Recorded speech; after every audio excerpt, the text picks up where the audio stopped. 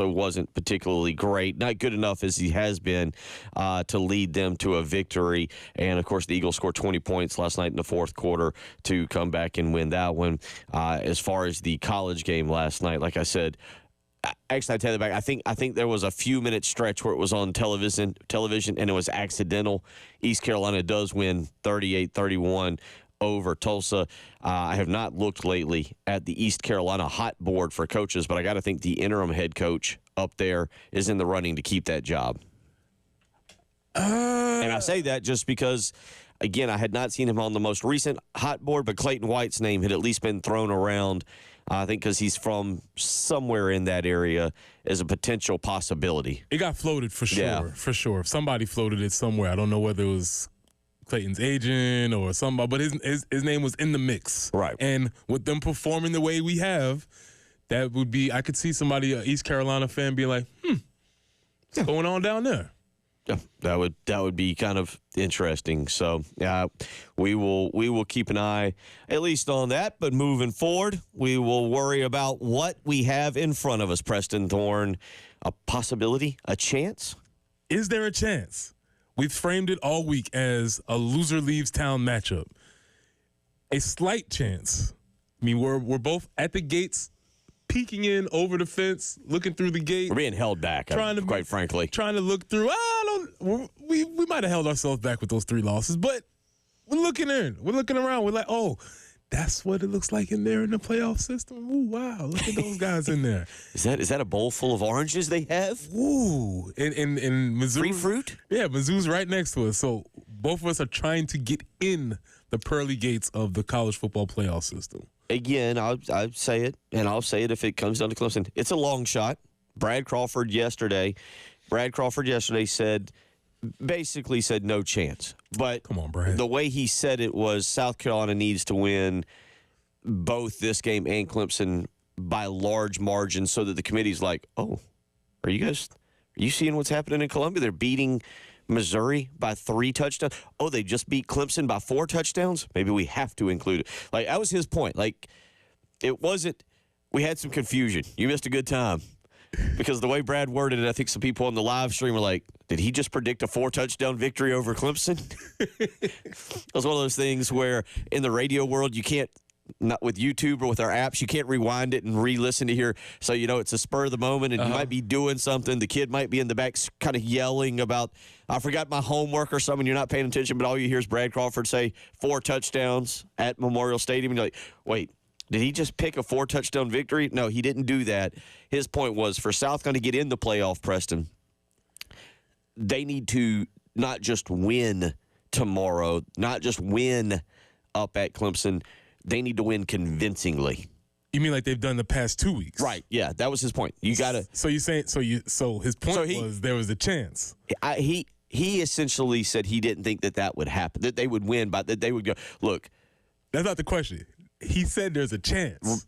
Yeah. No, he said no chance, but then he contradicted himself, I guess. All I'm hearing is there's a chance. Exactly. I didn't hear anything else. That's all I hear. But his exact words were there's no chance. But then proceeded to say there's a chance. Yeah. So take it how you want it. But, yeah, it was a lot of fun. Good job. Appreciate him joining us. Some really interesting stuff from him yesterday, Preston, that I'll kind of bring back up with you, where he ranked Lenora Sellers. He even went as far as to say that if with this continued progress, one day Lenora Sellers could be a late first-round pick.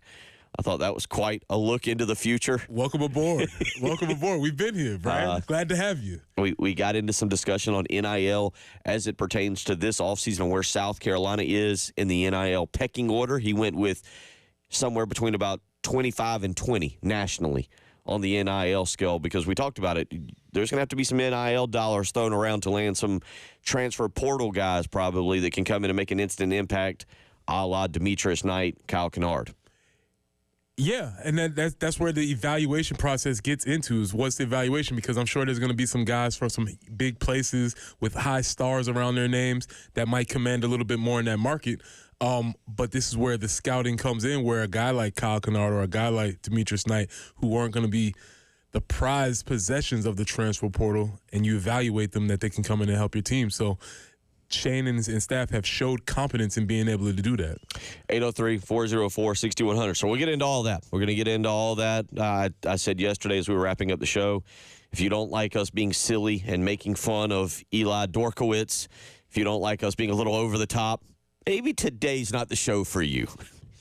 Maybe today is – you might want to come into this show with a good mood. If you're in a bad mood and you feel like being cheered up, I'd say today is the day to be here. If you like making fun of Eli Dorkowitz and you're okay with us doing that, I'd say you're going to enjoy today because gloves are off today. Correct. It's Friday. It's game day. It's Friday. We got to do this. That's right. For Preston, we are over hump day now. He's ready to have a good time. Yes. Cut up this morning. Yes. He's got vibe checks going. We're ready to go down a whole lot of paths this morning. 803-404-6100 is how you can weigh in. Send us your score prediction. We'll get out the vibe check here in just a short while. But first, let's get out to the phone lines. Gamecock Larry wants to weigh in first this morning. Gamecock Larry, how you doing? I'm doing just fine. I don't know I can't pronounce that joker's name. I'm just going to call him Eli. Drink some. But let me tell you, I believe we're going to double this Missouri team up. I say the score's going to be 34-17. 34-17 is my prediction. And you know what? We just might take a little bit more revenge out and just might make it a little bit worse than that. That's about all I got to say. Love all y'all. Go Gamecock. There you go. Today's vibe check will be inspired by Gamecock Larry. He just gave me a breath of inspiration. Eli, drink us something? Just gave us a breath of inspiration. Appreciate you, Gamecock Larry. 803-404-6100. Back to the phone lines. Joe wants to weigh in this morning. Joe, how you doing? What's on your mind? Hey, good morning, fellas. Hey, Preston, imagine if you were a fifth-year senior on the Gamecocks team right now, man. Worst-case scenario, you could be 0-1 as a Gamecock or 0-5 as a Gamecock, man. I mean, it's time to take things personal. You don't need no bulletin board material. Shane Beamer hasn't beaten the man. Everybody should be mad even down to the water boy. Everybody should be hot about this game. I predict 35-3. No, I predict 42-3, man. I think the offense is going to come out and show you the best offensive you've seen. The defense is going to come out and give you the best defensive you've seen. So if they give up 3 points, I'm cool with that. But if they give up a 0, I'm bringing in donuts and popcorn Monday morning. Go Gamecocks, man. 42-3. Let's get it, man.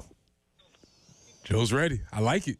I like it. I don't know. Somehow the offense scored a touchdown in his brain, 35-42. He was like 35. He's like, no. Something happened. I like it. All I'll say is I'm not sure what. Intrigued is not the right word, but I'm not sure what I'm. Not baffled. I don't know. I'll have to come back and figure it out. But whether it's 42-3 or donuts and popcorn together, that seems like as a person who likes both. It seems like having a table with, a buffet of donuts over there and popcorn over here. Let's go. Hey, listen.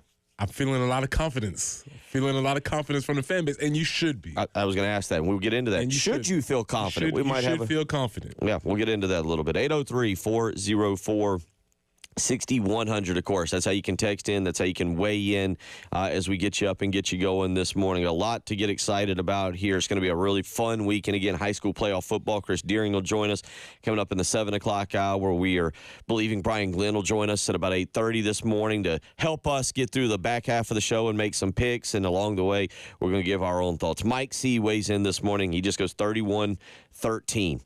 He also let someone know on our station 2 days ago, Drinkwitz had a very punchable face. There you go. We'll get you up and get you going. 803-404-6100. It is the early game.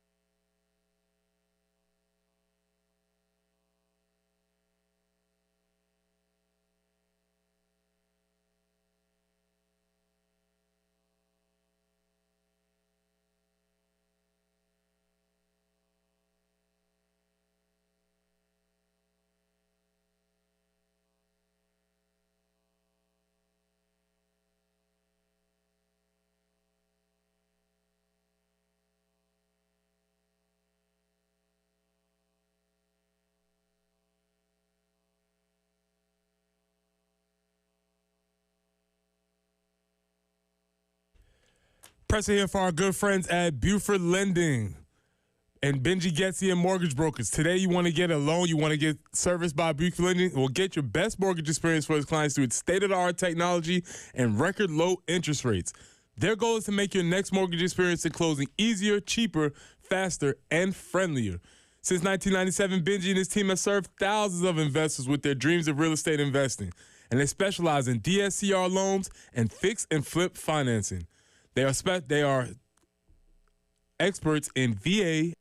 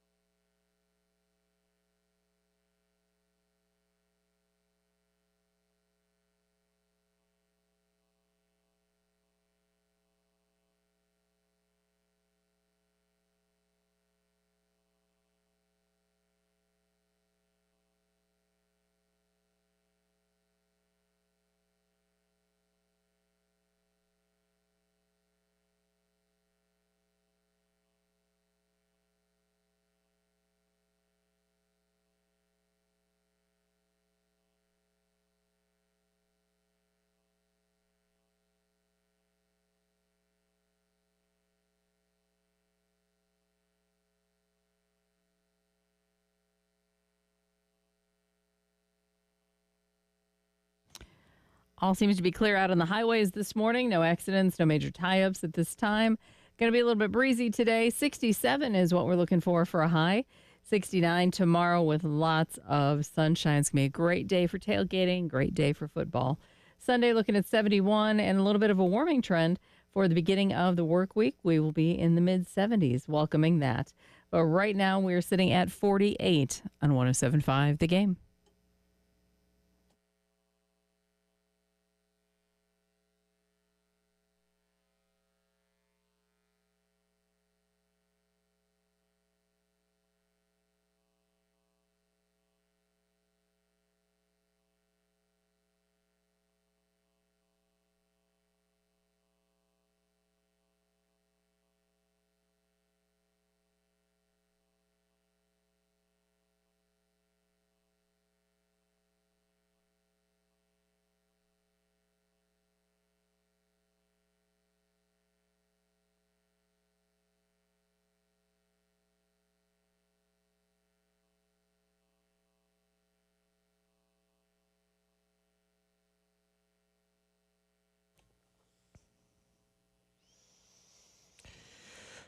6:18 as we get you up and get you going.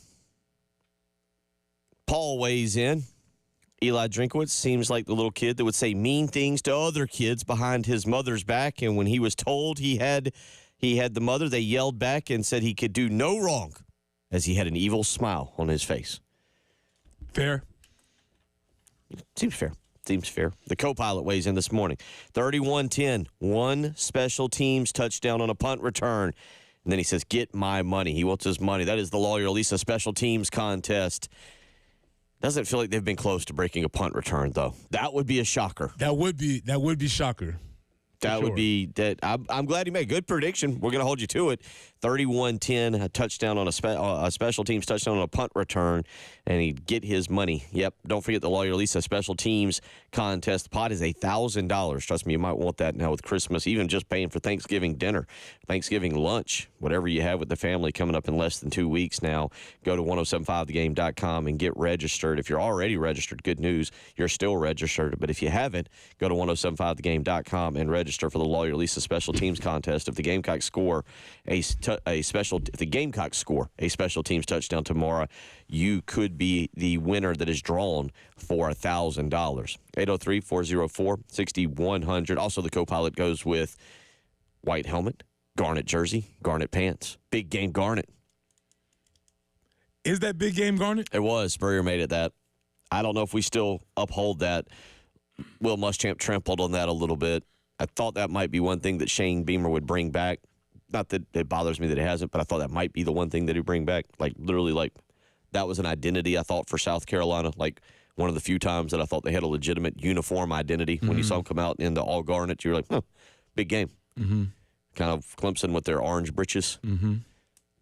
It's okay that it hadn't happened. I'm okay with it. So okay. I can live with it. We'll see. Well, this is that bigger game than any. Whatever uniform combination we need to pull out for this one, we got to put. Do we have streak breaker uniforms? Do we have those? Do we have a special uniform that we pull out to break streaks or to create streaks? Big game garnet. Okay. I mean, that's I'm with it. That's kind of what it is. So send in your score prediction and what you would prefer to see the team wear tomorrow. Why not? We're gonna ask 803-404-6100. What jersey combo? Thank you, co-pilot, for that. What jersey combo and what is the score? We're gonna need both. Sharp Spur weighs in. Good morning, Gamecock Nation. It's time to take back our mojo from Dorkowitz. It's not even about Missouri. Just get that little weasel. Well, that is the point, and that leads us directly into this segment. We've been talking about this. We've led up to it all week. We've talked about it. We've tried to consider what is the situation here. But in case you're not aware, Eli, the dork, has stuffed us in a locker for 6 years in a row now. Yeah. And he's been at Missouri for 5. Yes. Because I don't want people to forget, he came in here and beat Will Muschamp and Ryan Helinski and Brian Edwards, beat them 20 to, I think, 15. We threw a pass into the back of the end zone at the very end of the game where Brian Edwards was wide open and Helinski overthrew him and he couldn't haul it in. That's right. And then after the game, Drinkowitz had some smart rear-end comments about how he didn't have as many scholarships and didn't have all the stuff. That was when I first took notice of Drinkowitz. Oh, you're throwing chum in the water now, Bill. I like it. Yeah, if you remember, he came in after that game, or they came in and won. And then after the game, basically, he was like, I don't have the big stadiums and the fancy weight rooms. And all. And yet here we are, little old App State, coming in and beating up on teams from the SEC. Yeah, and we had no defense for that. Because we were at that time, I think, from 3 and something. We were in a very down state as a Gamecock Nation. But here's Shane. It's clip number 4, Jen. Here's Shane talking about recognizing this 5-game losing streak to Mizzou. Certainly. I mean, we always talk about a little bit about the opponent on Tuesdays, and then it's always about us, and it doesn't matter who we're playing, and that's the way it always is. What do we have to do to play our best? But certainly when I'm able to go in there on Tuesday, and again, a lot of the guys that are playing for us, they weren't here last year or the year before in that 5-game streak, but a lot of these guys were. And, certainly they have our full attention because they're a really good team. They've won 18 out of their last 22 games going going back to last season.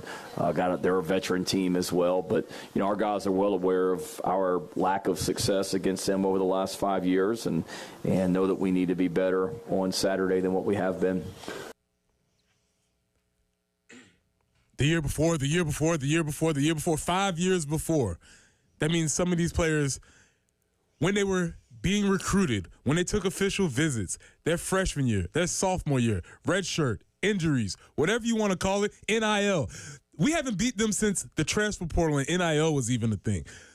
We've been losing to Eli Dorkowitz since before NIL. Think about that.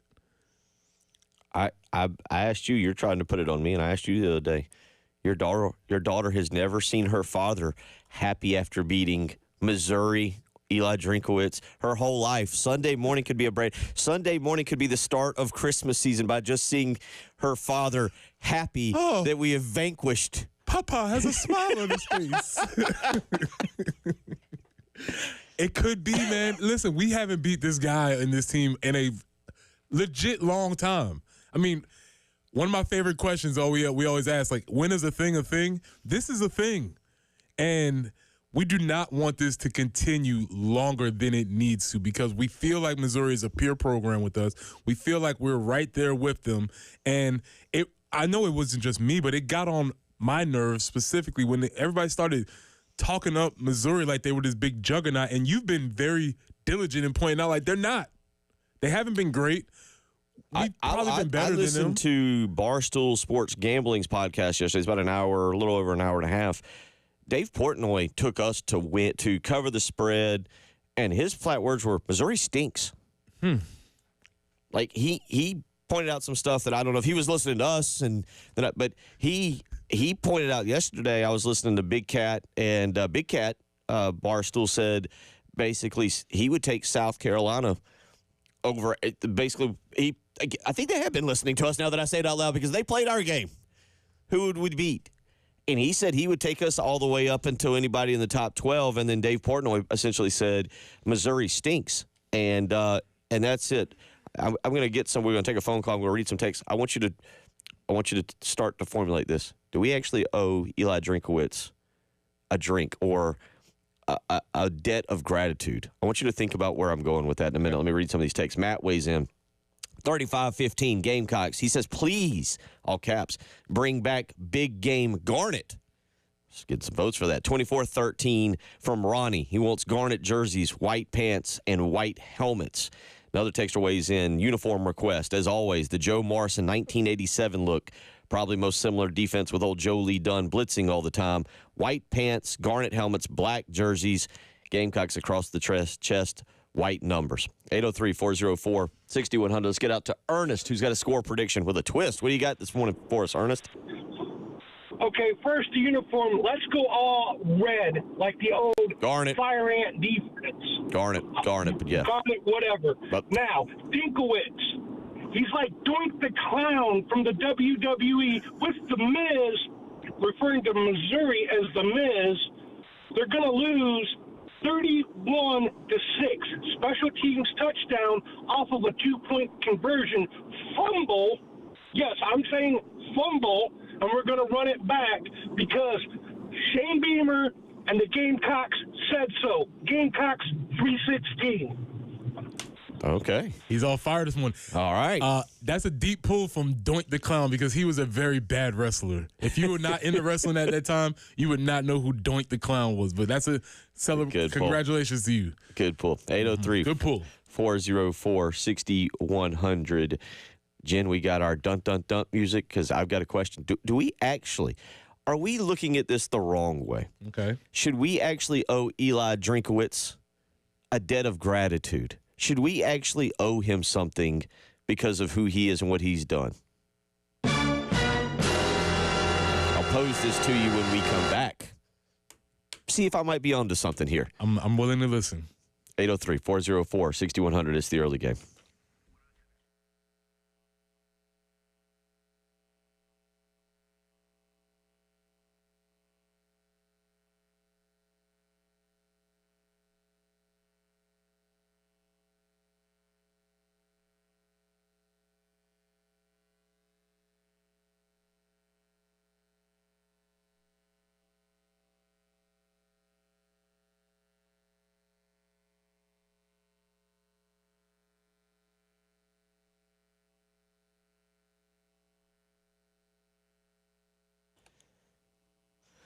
Bill Gunner for Dr. Dan Balknight and the Men's Clinic. Guys, as we get older, our health is changing, whether we like it or not. Trust me, I'm going through that right now. I don't like some of the health changes that are occurring, but some changes are more serious than others, and you need to talk about it. You don't need to shrug it off. You don't need to act like it's just part of the aging process. You need to go visit Dr. Dan Balknight and the Men's Clinic. Call today and line up an appointment, 803-875-MENS. There are certain things in life that aren't just supposed to happen, and when they do happen, you need to be treated like an individual. There's nothing generic about you, so why are you settling for general medical care? They are the experts in men's health and believe all men deserve to live their absolute best life. So call the Men's Clinic and speak with Dr. Dan Balknight today and line up an appointment. For more information, go on the web. Check them out, themensclinicsc.com, or give a phone call, 803-875-MENS. Tell them Bill Gunner sent you.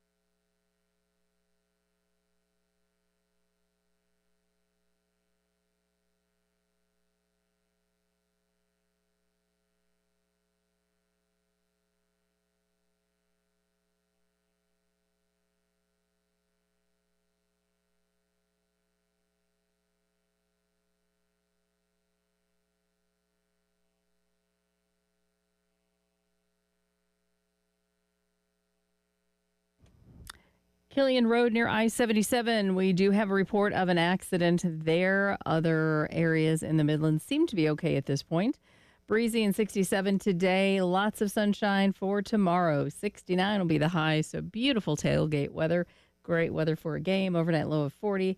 Then 71 on Sunday before we get into the mid-70s for the beginning of your next work week. But right now it is chilly. It's 48 on the early game.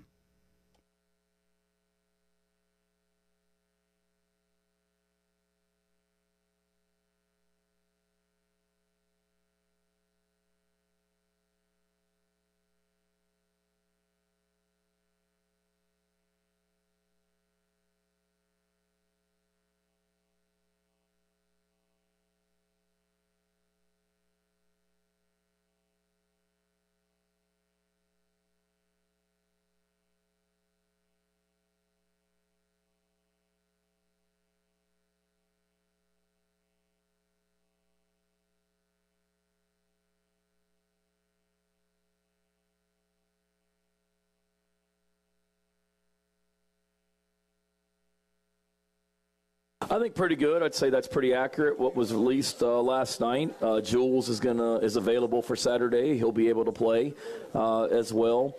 I would say, yeah, we can definitely clap for that one. Gilbert Edmond would still be doubtful. Fuller's out. And then DQ Smith and Josiah, they both were at practice today and did some stuff, and feel like they'll both be available for Saturday as well. That was Shane Beamer last night. Carolina calls the injury report. The big news there that DeAndre Jules is back. I think that's very important for South Carolina. I mentioned DQ Smith and Josiah Thompson. Whew. Now you got a Josiah Thompson Tree Babalade question you got to ask yourself there that we'll get into in a minute. To answer somebody's question on the text line, I think the fact, look, Mazeo Bennett was okay to play last week. What I'm guessing, and when we don't get a little clarity, this is what we do.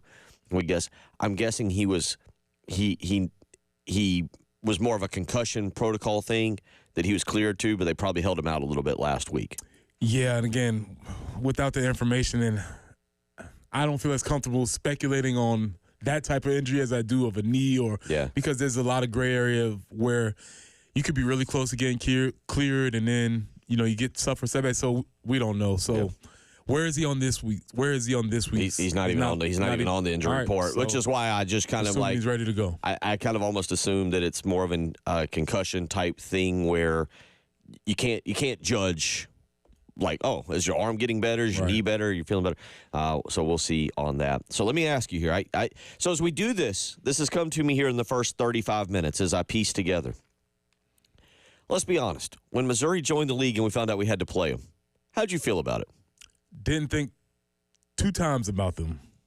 How did you feel when we played them really the first 6 years? Who are they? Oh, they're here? What are y'all doing here? Even though you're winning conference championships. They're making the Mayor's Cup and all this stuff, and they're in Columbia, and we're in Columbia, and we're like, oh, cool, Missouri. You know what? I love a good villain. I love a good rivalry. And Eli Drinkwitz has brought that to this. Maybe we owe him a small debt. It doesn't mean we have to like him, mind you. But maybe we owe him a small debt of gratitude because if you break it down, do we want to beat Eli Drinkwitz or do we want to beat Missouri? That's a great question because when you expand it a little bit more, even to this day, when I am just perusing the channels and I see Sophie Cunningham's name in the WNBA, I'm like, And that was all part of the Missouri thing. Hey, that's what I'm saying. So I don't know. And do we know anything about Missouri and women's basketball now? No, now that she's gone, I don't get them out of here. They've been good? I don't know. I don't know either, but it was her. And we was ready to get them out of. But there is an element of like, hey, thank you for now making us care about Missouri for a few years. Because you're right. If he was to take a bigger job, if he'd have taken the Texas A&M job, you know what? When A&M came in here 2 weeks ago, we'd have been like, we got to beat that guy. That's true. We don't like that guy. That's true. Same thing. Remember, we were because that game wasn't about beating Mike Elko. It was like, Mike, you're fine. You're okay. We're cool. Yeah. We just need to win a game for us. Yeah, we're 1-9 against Texas A&M. We need to win. So I will give Eli Drinkwitz a small bit of credit for making us really dislike Missouri.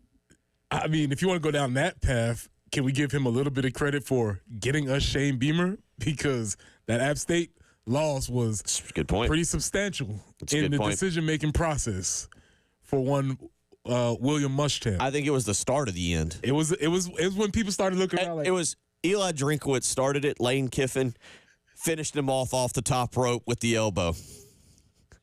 And then Drinkwitz laid on him and covered him up, and the referee 1, 2, 3. And then they both held hands up and paraded around while we booed. Listen. People started looking around like, y'all see what's going on here? Yeah.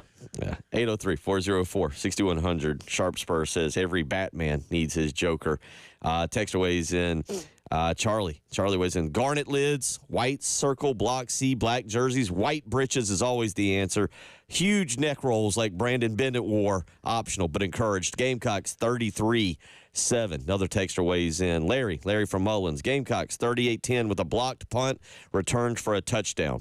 several variations of special teams touchdowns. I'm glad to see the energies in the building today. Make sure you get signed up there for the Lawyer Lisa special teams contest. Again, go to 1075thegame.com. Run the ball, Preston. That is the theory for tomorrow. Run the ball. I can't do it correctly. And physicality, running game the past 2 weeks, though, for you. Run the ball. As Brent Key told us at the beginning of the season, listen, Rocket, past 2 games, 20 carries, 144 yards against Texas A&M. Against Vandy, 15 carries, 126. Not just the amount of yards, but also the carries that he's had, which showed a commitment to that specific game. And then you also add in Lenoris's addition to the QB running game, and that's going to be the key to this game, is being able to run the ball. And you can get into all the dorky situations about early down success rate and being able to stay ahead of the chains and all of that. But really, I think it's a matter of just imposing their will physically on these teams because, as Shane has pointed out, Missouri's been the more physical team and the more dominant presence in these games. 803-404-6100, how you can weigh in on this. And I think it's interesting. Let's hear, Jen, this is Shane Beamer last night talking about Rocket Sanders, number 13. I apologize. This is Shane last night talking about Rocket Sanders and what he has done of late. I think it's a combination of all that. The people around him get him better every single week. He's got a true freshman left tackle that's in front of him blocking, and Josiah continues to get better every week. Rocket individually, he's certainly going back to Chad's question about the weight room. You see the results of that with Rocket and what he's doing right now, the work that he's put in to be at his best come November. It's pretty cool to see. And you mentioned it. I mean, it's running the ball. Luke Day gave me a stat the other day that Rocket led the nation last week in yards after contact, meaning Vanderbilt was making contact with him, and he still averaged 7 yards after somebody made contact with him. So he's breaking tackles. He's running hard. As well. He's doing a great job in the passing game. He caught that screen for a touchdown the other night.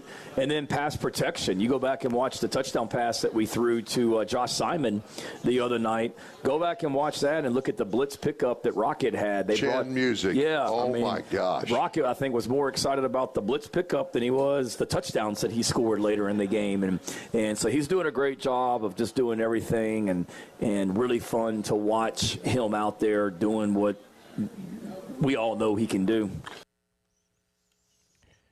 Not sure the stat on getting hit and then breaking cut.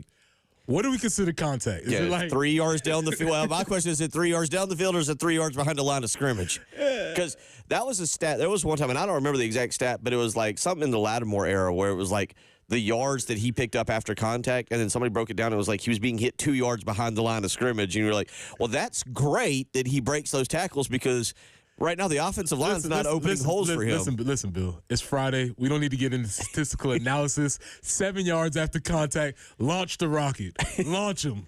He launches every time he gets touched.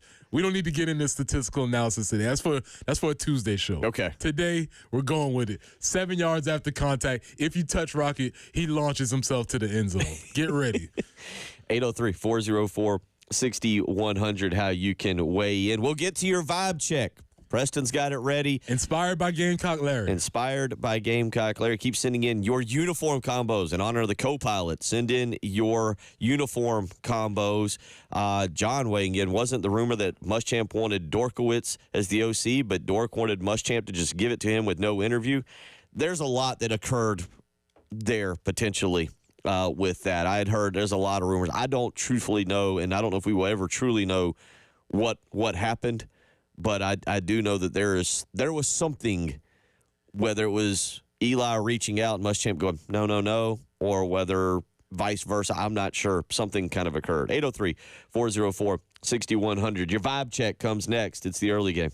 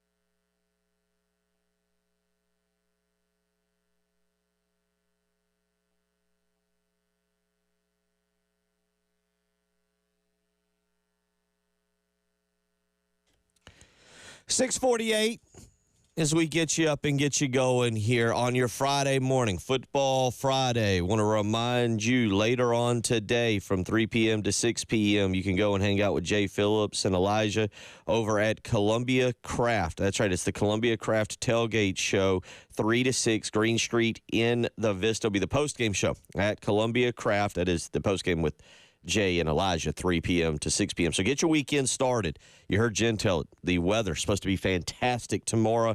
We can get it all started this afternoon at 3 o'clock at the Columbia Craft Tailgate Show over at Columbia Craft right on Green Street in the Vista. Really cool. I drove, by the way, through there Wednesday.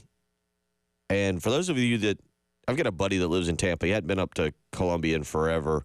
And just the renovations that they've done in that area, like I was getting lunch down there and driving kind of down Green Street and that bridge, all that stuff they did not have 24 years ago, Preston, when I was basically walking from Todd and Moore across train tracks. That's treacherous territory you was walking. That was a trek. Yeah. Over train tracks, dirt, mud, gravel. Yeah. You show up to your class in the Coliseum, beat up, jeans torn.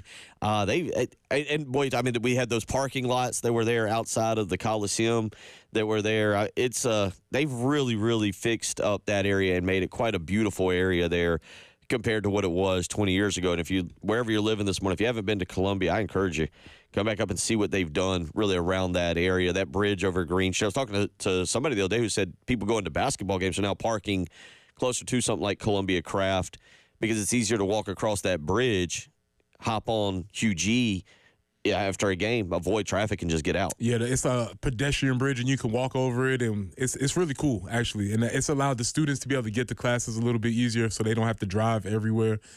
Eliminates a little congestion. They're doing a good job. Yeah. Keep it going. Really, yeah, you're right. It's really cool. But today, 3 to 6, go by, hang out with Jay and Elijah, the Columbia Craft Tailgate Show over there at Green Street in the Vista. All right. It's becoming everybody's favorite. Some people are saying it's one of the best segments out there. It's a big, beautiful segment. We're getting word that it's become one of the more popular things on this station in this state. It is called the Vibe Check with Preston Thorne. Vibe checks. Listen, man, it's been 6 years. It's been 6 years with this guy. 6 years, which we have not beaten this dude. That's a good point. We have beaten him, not as a head coach. And it was a game in which he stuck it to us, but Debo Samuel kept running kickoffs back. That's correct. For those that don't know, he was the coordinator at NC State. That is true. In I believe 2017. That is true. I wonder, was Clayton on that staff? I don't know. I think they were on that. I think they were on that staff. But this guy's been a pain in the butt for us for a significant period of time. 5 years. We haven't beaten Missouri in 5 years. We lost to App State 6 years ago. It's been ridiculous. It's time for the vibe check. Here it is, Bill. Inspired by Gamecock Larry. After 6 years, is it time to toss Eli in the drink? Jazzy Jeff style? Just gather him up and toss him out of Williams-Brice Stadium? Toss him in the drink? Or after 6 years of losing to him, is Eli going to make us drink something? Will we toss Eli in the drink? Or will Eli make us drink something? We tossing Eli in the drink?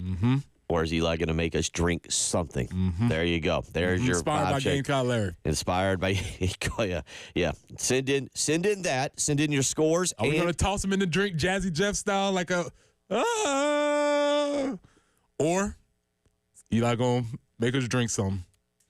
I hate to admit this. This is the Broad River down here, right? So are we going to toss him in the? Are we going to toss him in the Broad River? March him down. Much like a goalpost. Correct. Don't let him out of the stadium. Just surround him, pick him up. Gather him up, toss him in the drink. Or does he make us drink? Does he send you to the Vista tomorrow night to have a drink? 803 to celebrate. Yeah, 803-404. Or you mean he's sending it? Okay, if we toss him in the drink, that means we won. That's right. We're treating him like a goalpost. We're just carrying him. He's squealing and wailing behind us. And we just kind of like, instead of tearing down the goalpost, we just carry him on out, and then we carry him down. We go. I love that. That's awesome. 2, 3. Yeah. Did you ever see Down Periscope? Did you see the movie Down Periscope? No. With Kelsey Grammer, where they actually do that with a guy, and throw him overboard. Yeah. One. Just right on in. Yep. 803-404-60. Toss him in a drink or drink some. So What's it going to be? He's going in the Congaree River. Like it. Swimming. Yeah, I forgot about that. Swimming on business. Good job. We have plenty of water. That's true. This is big city, 3 rivers. We got plenty of them. Throw them in the drinks. Drain the drink. 38-10. Like it. Go Cox. Like it. Texter weighs in. 34-13. Carolina. David goes with tossing him in the drink like DJ Jazzy Jeff. There we go. Keep sending them in. Keep sending them in. Paulie goes, toss him in the drink. Carolina 31, Missouri 17. Got another texter here who weighs in. Again, I don't think I read this. Larry from Mullins, all white with garnet jerseys. Like Dion has said, when you look good, you play good. I'm with that. Okay.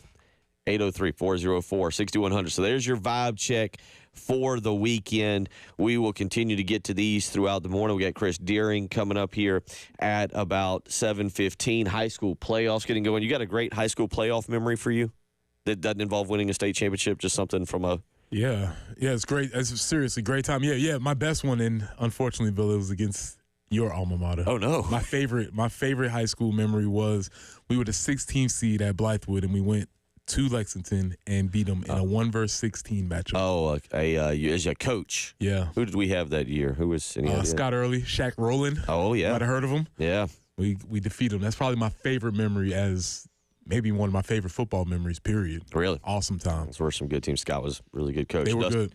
Dustin over there. We'll get you a full breakdown coming up in the next hour. Keep sending them in. 803-404-6100, our vibe check, our big, beautiful vibe check. Send it in. What have you got for us this morning? Are we tossing Eli in the drink? Or is he sending us to the Vista to drink? Mm-hmm.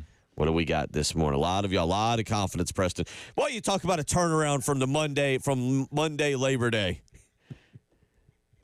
Send in your uniform predictions, or what you want for your uniform for the Gamecocks tomorrow, because as they said, when you look good, you play good. Hour 2 on the way.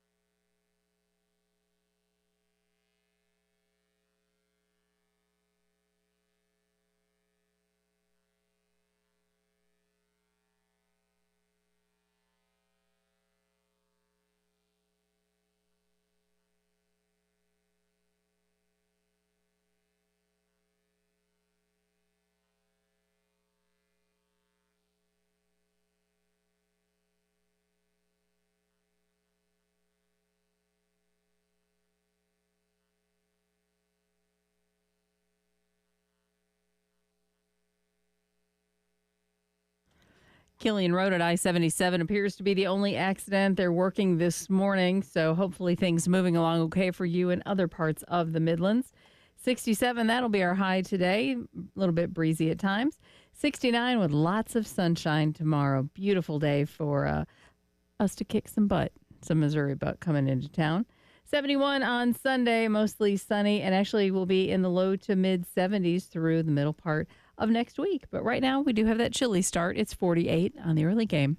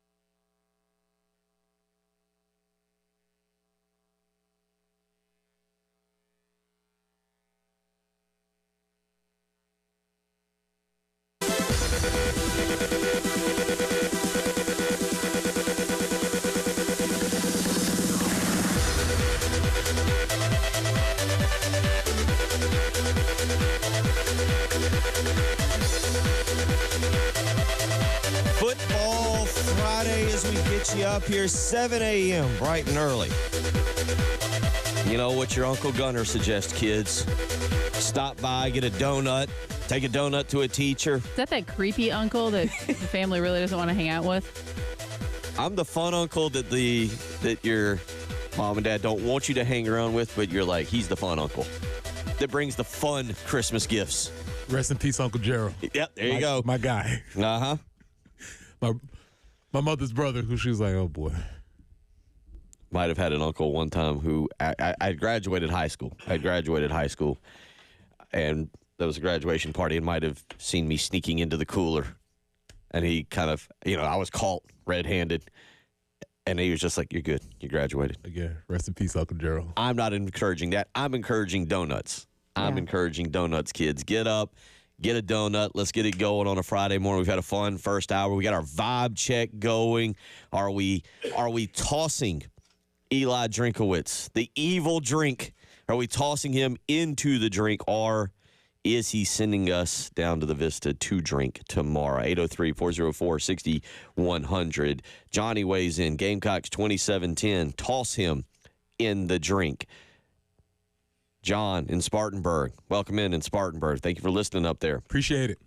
Black helmet, garnet pants, and top. 34-10 Gamecocks. Stinkowitz goes down and lawyer Lisa pays me my money. Special teams touchdown. All right. Yeah, Ron from Lake Marion weighing in. He says 40 years ago, black magic throwbacks. That'd be garnet helmets, black tops, I believe. No, they wore garnet. 84. It's I was only 2 at the time. Fire ants make Eli go into the drink on his own. He just walks himself into the drink. Himself. I like it. Just throws his hands up and goes, I'll go. Mm-hmm. Grab your pitchforks. This comes from another texter. Grab your pitchforks. Let's run Poindexter out of town. Carolina 52-10. So get up. I know. There's confidence, Preston. There is, boy, oh boy, have we turned a corner from Labor Day and a 23-19 victory over Old Dominion to where we sit here on November the 15th, less than 2 weeks from Thanksgiving. If you remember, those vibe checks were like, hey guys, how we feeling out there? Everybody still good? I like this though. So it's cool. We have come a very, very long way. Keep sending them. Send in your uniform combinations, what you want to see tomorrow. Send in your score predictions. Send in your vibe checks. We got a lot going on. Sherry weighs in this morning. Says, go Cox. Drown him. So there you go. She's all in. She's all in. She was the one made the road trip. She had a good road trip last week. Made the road trip up to Vanderbilt for the girls' trip. Sherry, hope that girls' trip went well. So, and they were definitely getting tipsy last week. So 803-404-6100. Chris Deering coming up in the next segment. We'll get to some high school playoffs. Let's look around college football for a second. Interesting day tomorrow. By the way, if you want to get started tonight, a couple games tonight to kind of whet your appetite if you're not into Jake Paul and Mike Tyson slapping each other. Wyoming at Colorado State tonight. North Texas at Texas San Antonio. But if you can make it up late enough, 9 o'clock, UCLA. Kind of turning things around out there a little bit under the coach. All of a sudden, I'm blanking on his name. I want to say Deshaun Foster. Foster, thank you. The last names were not registering. Yeah, which is interesting because Deshaun was one of those players I would imagine during our time when he was really into college football in our adolescence. That's a name you kind of saw all around at 26 in UCLA. So it's cool that he's gone back after he's rebounded from that terrible press conference.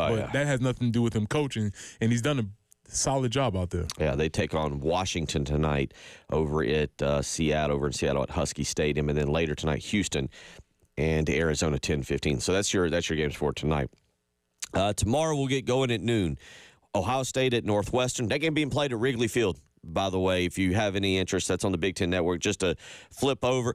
You're not watching for the game. You're watching just to see a football game at Wrigley Field where if you run 2 steps out of the back of the end zone, you run into a wall. Okay.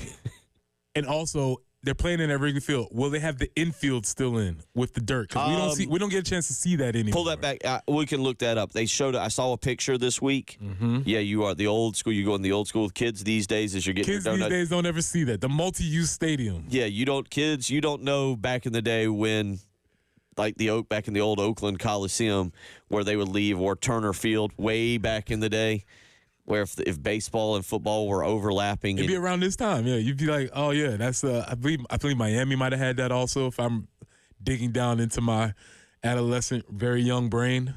Now Oakland for sure. Oakland for sure. Yeah. But yeah, that's the only way I'm watching it. Okay. If it's not that, they don't have the infield. Nope. Okay. I'm out.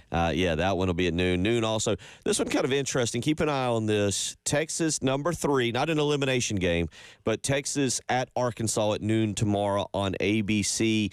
Remember the last time Texas went into Arkansas, Texas was riding high, and Arkansas just pounded them. I need to go back and look at that. Go see who exactly the running back was that had the monster night for the Razorbacks back then. I believe that was one of Sam Pittman's first years. I believe that was his second year, if I'm thinking correctly. And they just walloped Arkansas. Walloped Texas. That was KJ Jefferson was running quarterback that night, and they beat Texas 40-21 in Fayetteville.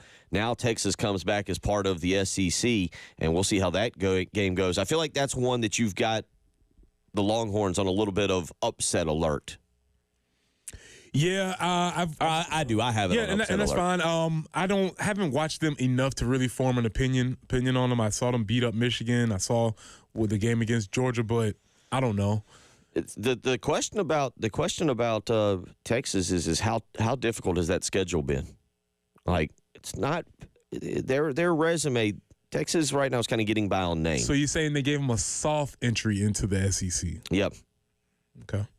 And quite frankly, if you look at it, the Oklahoma State loss for Arkansas looks bad now, but lost by 4 to Texas A&M, got beat by 24 by LSU, and 2 weeks ago got whipped by Ole Miss, giving up 63. But the Razorbacks on the season sitting there, they are 1 game away from bowl eligibility, 5-4 on the season with Texas, Louisiana Tech, and Missouri still left. That's a noon game tomorrow to get into. That brings us to one of our elimination games. I think it's an elimination game. I did this yesterday after you left, and I started really talking out loud. Not sure Pittsburgh's still in the college football playoff. They didn't make the rankings this week. Clemson is at 20 in the college football playoff ranking. Pittsburgh was rolling right along there and then ran into the SMU train, and then they followed that up with a loss to Virginia and Tony Elliott last week. So if they're probably eliminated, I don't know if they're completely eliminated in the ACC standings. They're 3-2, but the Panthers back home, they are 7-2 on the season. So maybe not a playoff elimination, but maybe Pitt has a chance to be a spoiler. Yes. Or Ender. They can end this thing. They can put Clemson to bed. And I wonder, Gamecock fans, would you rather Clemson? Well, for the sake of South Carolina's playoff hopes, you need Clemson to win. Right. You need to that look good on your resume. But South Carolina, do you want to be the one that ends Clemson's playoff hopes? Yes. Or do you want them done before you get there? No, let's finish them. Oh boy, you're asking people to pull for Clemson tomorrow. Just for a little bit. Delayed. Just a little bit of a delay. 1 o'clock tomorrow. Coastal travels up to Marshall. Somebody sent us a text message. I'm gonna misdo this, but I believe yesterday was the 47-year anniversary of the unfortunate plane crash. It was this past week. I don't know if it was yesterday or the day before, but it was this past week. That's really not much else going on. Tomorrow is the day of the cream puff against the SEC in most games. Louisiana Monroe at Auburn, Murray State at Kentucky, Mercer at Alabama tomorrow in some of the kind of cream puff SEC games. Michigan State at Illinois, 2:30 tomorrow on FS1. I mentioned that because Brian Edwards, a Vegas insider, liked Illinois yesterday, minus the 3. Penn State at Purdue tomorrow, 3:30. Purdue having a very rough year. Keep an eye on this one because Tony Elliott's teams are playing better at Virginia. All right, they are 1 win away from bowl eligibility. It'd be a nice little turnaround. Virginia was cruising along. They were 4-1 and then had that stretch where they lost to Louisville, Clemson, and North Carolina, but they bounced back beating Pitt last week. They are on the road at Notre Dame, and Notre Dame's another one of those teams that, spoiler, I don't know if Notre Dame would get in with 2 losses into the college football playoff. Yeah, I don't think they do, and I would like to see that happen. Like I said, I've said it before, but Tony's done a great job with that program. I think he's the perfect fit for that program, and he's got him on the right track. Thomas Castellano basically got benched at Boston College and decided he wasn't going to play anymore. Boston College goes to SMU tomorrow. SMU still fighting for their ACC championship lives, and really at 14, the college football playoff as well.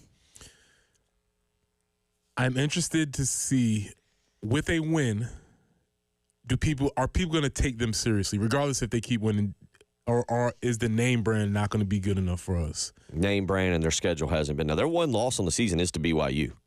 Okay. Their one loss is to BYU. Don't forget about the great Nebraska-Southern Cal matchup tomorrow, 4 o'clock on Fox. Tuned in for that. Yeah. Well, for all of about 15 minutes. Yeah, it's not quite as fun watching Nebraska anymore. Yeah. I'm done with that. Obviously, Missouri-South Carolina is a playoff elimination game at 4:15 tomorrow. Skipping on to the night games tomorrow night, Oregon at Wisconsin. I don't know if Oregon's on upset alert in that one. Dylan Gabriel's playing pretty well in that one. Not much else. Kansas, if you're going to stay up late, I'm going to circle back to a game I just skipped over. Kansas at BYU. Kansas can play spoiler. BYU is a 2.5 to 3 point favorite. Brian Edwards, again, Vegas Insider yesterday, saying that he liked BYU tomorrow night. Kansas came off. Kansas last week, I guess you would technically say spoiled or ended any hopes for Iowa State that they had of the college football playoff. They beat them 45-36. That game was in Lawrence, but they go on the road tomorrow night for a huge Big 12 showdown with BYU. 10:15, by the way, the time for that game. Grab it, yeah. That's your late night game. Yeah, BYU got by the skin of their teeth last weekend. Yes, we'll see. The big one tomorrow night, 7:30, number 7 Tennessee, number 12 Georgia. We'll come back to this. We got to get to Chris Deering. We'll get to him. But to come back to that, I said yesterday it's an elimination game, and somebody kind of called me out on that, and I thought it was interesting because I started thinking about it. It would be Tennessee's second loss if they were to lose, and I was saying it's an elimination game. But then again, I'm also saying that a 3-loss South Carolina could get into the playoffs, so maybe for Tennessee, not an elimination game. Was that person trying to get you to use logic? Marinate on that one, and we'll come back to it. 803-404-6100 if you want to weigh in on that. Send us your vibe checks. Send us your uniform combinations, and send us your score predictions for tomorrow. We'll get back to those real quick. Let's get to the phone lines. Young Sean wants to weigh in very quickly. Young Sean, hopefully you've got a donut this morning and a good score prediction. Hi, guys. I don't have a donut, sadly, but I do have a score prediction for the South Carolina-Missouri game. I'm pretty sure Missouri it's gonna be a close game. I'll say Missouri's probably maybe it'll be like 27-30, and then South Carolina, I would say would be like maybe 30 or like 28. Okay. 30-28. Who you got winning? Sir? 27-30. Well, who you got winning? Gamecock. Oh, there you go. Okay. All right. Yeah. You got to finish that sentence. You got to finish that. We got radio. You're getting there. You got to finish. He had me on the edge of my seat. That was a good job, Sean. I was listening. Good job, buddy. Tease that out. Yeah. Good job. Hey, wait. We got to get you in here. You learn a little bit too much from Gamecock Larry there and how to do that. You have a good day, buddy. Good to hear from you. 803-404-6100. Chris Deering, due up next. You're listening to the early game.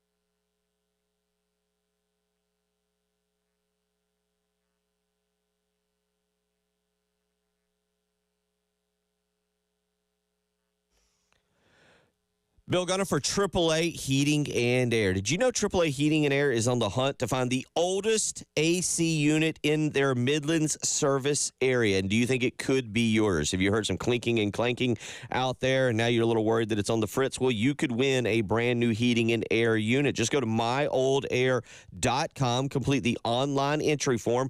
AAA Heating and Air will draw a winner at random for every 100 entries. That's right. You heard that right. Just go to myoldAir.com, complete the online entry form, and for every 100 entries, AAA Heating and Air will draw a winner at random. So it's time for you to get on over to myoldAir.com. Also, if you're looking for a heating and air unit, now is the time to call AAA Heating and Air, 803-677-1500. Give them a phone call. You can get no interest and no payments for a full year. No interest and no payments until November of 2025. Call AAA Heating and Air today, 803-677-1500.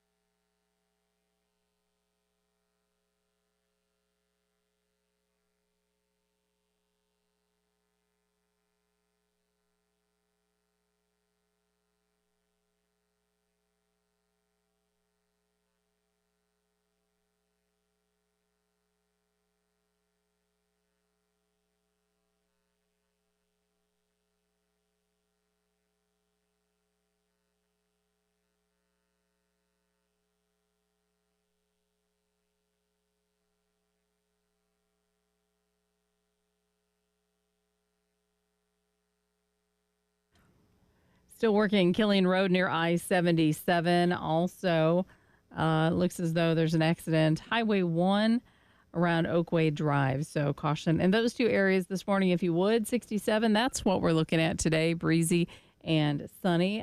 Tomorrow, beautiful day for football and for tailgating. 69 degrees, overnight low of 70. Lots of sunshine tomorrow. Then we get 71 on Sunday. Mid-70s for the start of next week before maybe some rain coming in on Wednesday. Right now, though, it's not too bad. Just a little bit chilly, 48 on the early game.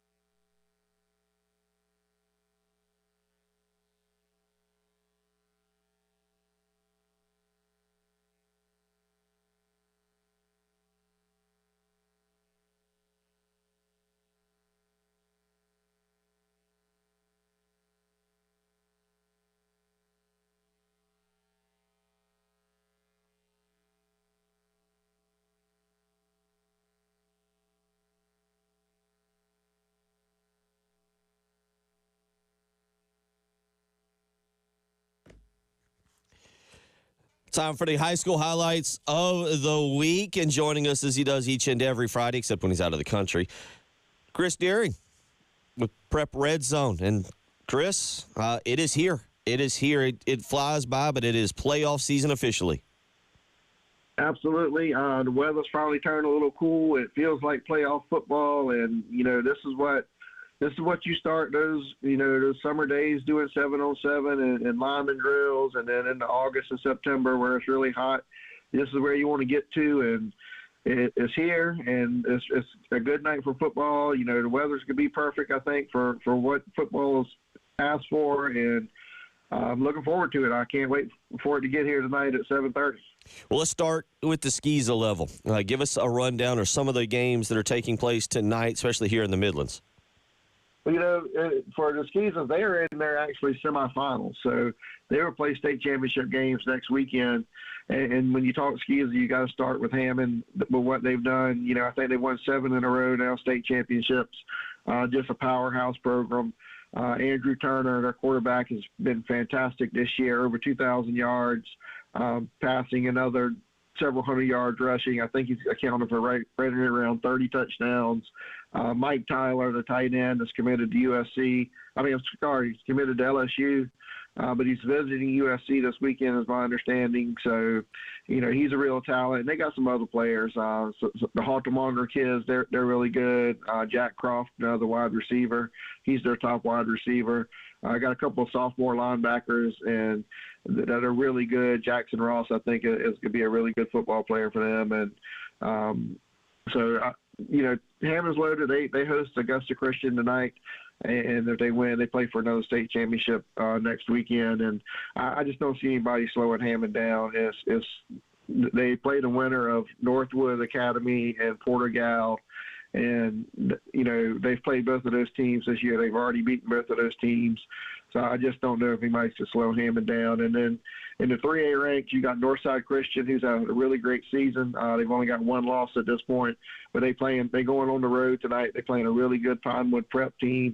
Pinewood Prep has a running back that's, I think he's over 1,500 yards. He's really good, really physical.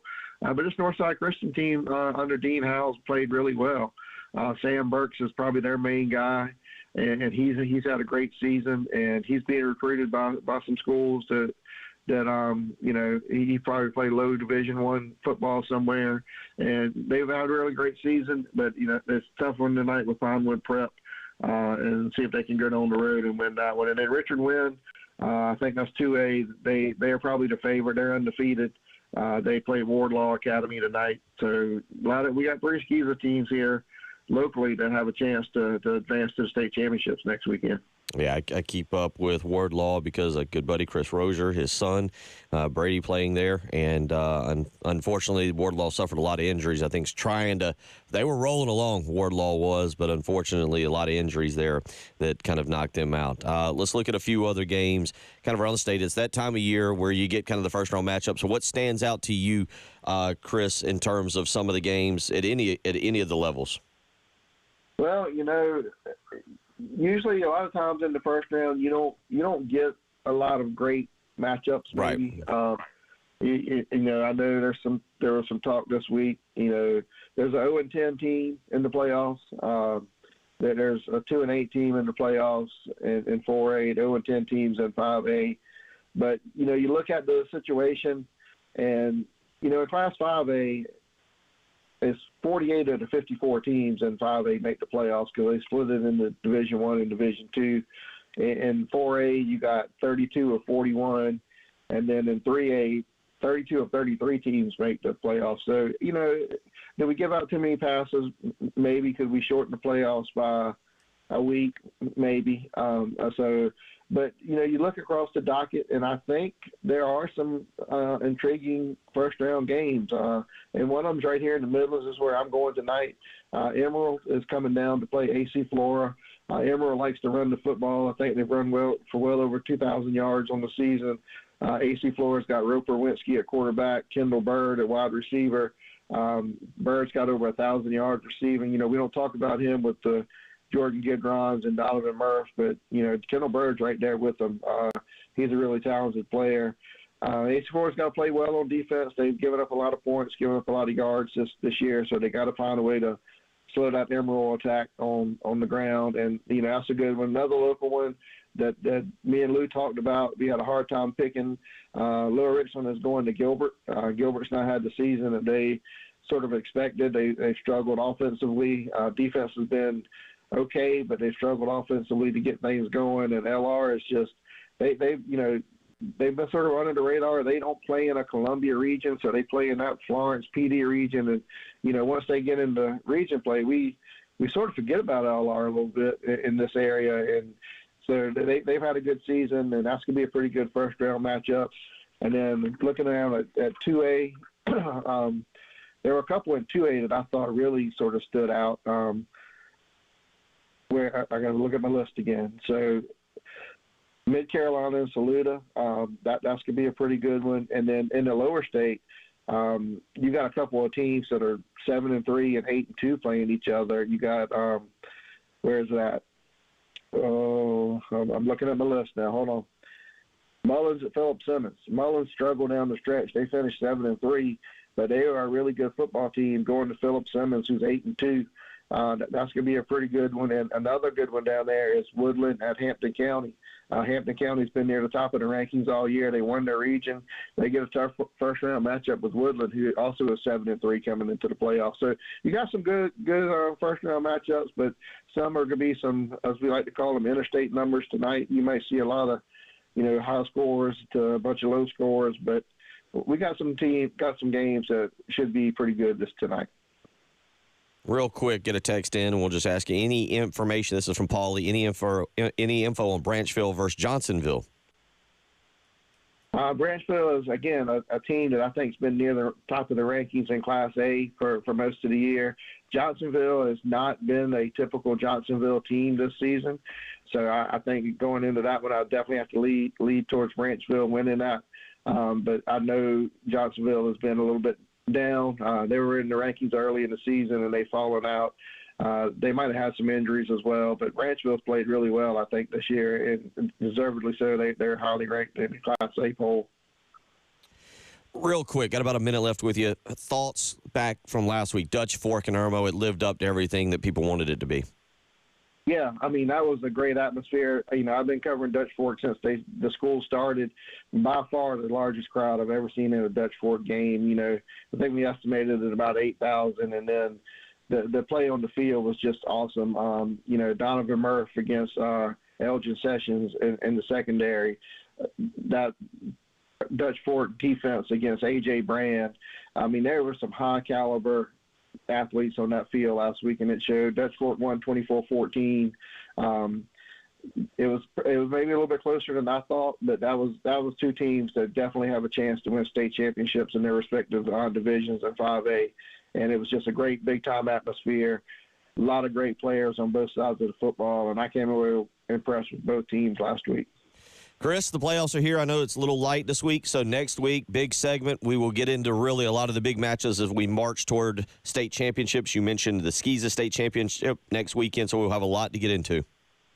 All right, sounds good. Y'all guys have a great weekend. You too. Take Appreciate care. it, Chris. Chris Deering, always doing a great job providing it. Yeah.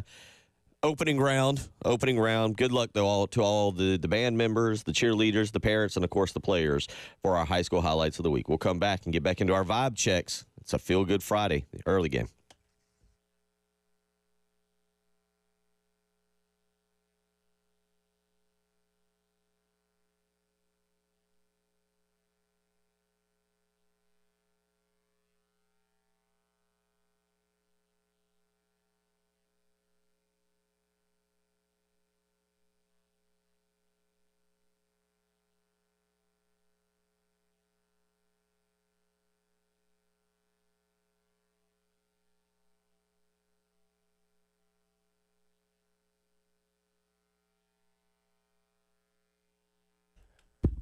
Preston here for our friends at Integrated Media. We've been telling you all year, spring, summer, fall, football season. Now the holidays are here, and you still have time to call and get an appointment because you can watch all of the sports, the bowl games, outdoors with your Samsung Terrace TVs. You can get them waterproof. You can get Sonos outdoor speakers for TV and music, or you can get Wi-Fi that works indoors and outdoors. Or my personal little favorite, control all your devices from just one remote. So from home theater setup to adjusting your thermostat or monitoring your security system from your cell phone, Integrated Media is the company that you need to call. So call Nathan and Michael at 803-948-8327. That's 803-948-8327. Or you can reach them online at integratedmediainc.com. It's online, integratedmediainc.com.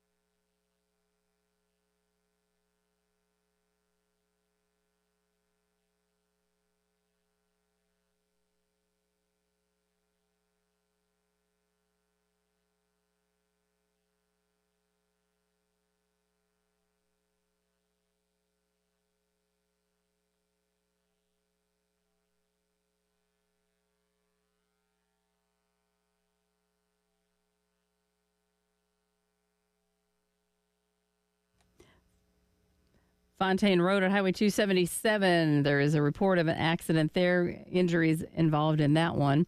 Killeen Road near I-77, trying to get that cleaned up. Also, Highway 1 at Oakway Drive.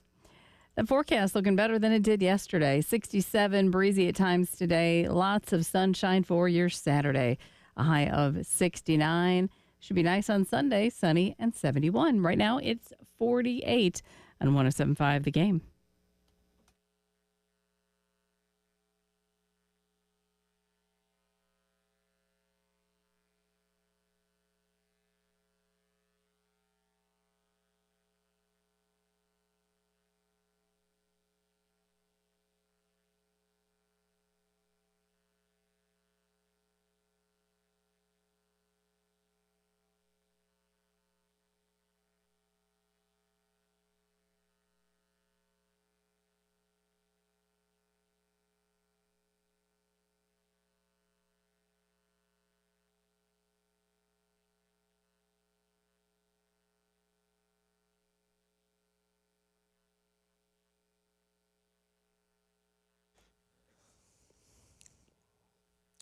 $7:36 as we get you going here. Get you up, stop and get that donut for the kids, get them to school, leave them all sugared up for the teachers. They love that kind of stuff, especially, less than 2 weeks before Thanksgiving, where kids are starting to sense that Santa Claus character. He's watching, kids. He's watching. We're hitting the final days. I hope if mom and dad get you a donut, that's great. But Santa's watching. Don't get all sugared up, start causing trouble in the classroom. Correct. High leverage point for parents during this season. Use it. That's right. So just telling you, kids. And now that Elf starts to wander around a little bit and keeping an eye on things. True too. Uncle Bill's telling you to get a donut, but at the same time, I'm telling you to behave. Behave. Santa's watching. He's not far away. I actually thought about it. I might actually go. I might do it. I might Sunday. Sunday might be Christmas decoration day. It's on the table, at least. It's on the table. I may do it early. We usually get the live tree, which I kind of this year I'm thinking I want to bring, because we do have artificial, and I kind of want to bring that down. But I know we always do the live, but maybe I could go ahead and get the other stuff up, because the mother-in-law is coming to town. One day it's going to turn out she's been listening the entire time. She has it logged. Yeah, it's going to be one day. One day. November 15th, 7:37. Right? Yeah. So you're thinking about it? Yeah, I'm thinking about maybe trying to get most of the stuff up, just a little bit early. We'll see. Yeah, it's on the table. It's on the table for it. It depends how Saturday afternoon goes, and we've had our vibe check. How festive you're feeling after that game. That's right. Yeah, well, that's very did we throw drink in the drink? Mm-hmm. And then did I have a drink? Or did he send me to the Vista or back to the tailgate to drink away my sorrows? Mm-hmm. So send in your vibe check. Send in your uniform combinations. Josh and Conway, thank you for listening down there in Myrtle Beach. 34-7 Gamecocks, all black uniforms. Can we do that again? Do we go back-to-back all blacks? I don't think we do. Nah. I like it, but no. Texter weighs in. Give me the all garnet with black helmets and Carolina 27-6. Eli will be at his wits' end. Nice. Good job. Nice. Texter weighs in. Big game garnet uniforms. Go with the Spurrier. Matt C. goes Cox by 90. Our good buddy, the person we saw on Monday, Rock Lucas, Charwood Golf Club. Always a good time to go out there and enjoy. We had a blast on Monday hanging out with them for the L.C. Lucas Memorial Tournament. Rock said we're going to rewrite the book of Eli. Ooh. I like it. I like it. Rewrite the book of Eli. Rock and Daniel Lucas. Make sure you go visit them. Always love being a part of the Charwood family. 803-404-6100. If you want to keep weighing in this morning to give us your vibe check. Are we throwing Eli in the drink? Or is he sending us back to the tailgate to drink? And not in the good way, not in the celebratory way. Send us your score predictions and send us your uniform combinations that you still want to see. One more. Zach weighs in. Throwing Eli in the drink this weekend like if he was a mustard bottle in Tennessee. There you go. There you go. All right, let's spend 5 serious moments getting all dorky about football and stop rates, Preston Thorne. Stop yourself from laughing this morning. This is the serious 5-minute portion of the early game. Stop rates. That's right, kids. This is the football segment of what is the stop rate? The stop rate, according to Google, according to ESPN, the stop rate is the percentage of defensive drives that end in punts, turnovers, or turnovers on downs. So essentially, this is how the new way of measuring if your defense is good or not. Because there's a lot of ways we used to measure turnover margin, and we used to try and get turnovers, but that's not essential when we're talking about stop rates. Does a drive end in punts, turnovers, or turnovers on downs? So, that being said, we know South Carolina is playing great defensive ball this year. South Carolina is number 10 in the nation in stop rate. If I told you the stop rate, that probably wouldn't mean anything. It's at 73.9%. So 73.9% of drives against the South Carolina defense end in a punt, a turnover, or a turnover on downs. 73.9%. By comparison, there are 1, 2, 3 teams in the SEC that have a better stop rate than South Carolina, and that's Alabama, barely above them, Ole Miss at 75, and Tennessee pretty high up at 80%. So Tennessee's playing good ball. South Carolina right now is 73.9% in their stop rate, which means almost 3/4 of the time that an offense steps on the field, we are getting the ball back on the offense. So when we talk about why has the offense been successful so much, a lot of it might have to do with the fact that they're getting the ball back on defense, from the defense a lot of times. And so the stop rate percentage is something that you can look at. For comparison, Missouri is 33rd in the nation, which is still solid, but they're all the way back down at 68%. So, again, these are statistics. I'd like to use statistics to confirm what our eyes already see. We know South Carolina is very good, but when you get into an argument, say at the barbershop or at the tailgate or in the chat room or wherever you are, you can maybe pull some of these analytics out to help you support your argument. We already know they're good, but these numbers are supporting that also. Yesterday, Gabe Dearmond from Power Mizzou was on Gamecock Central Takeover Hour.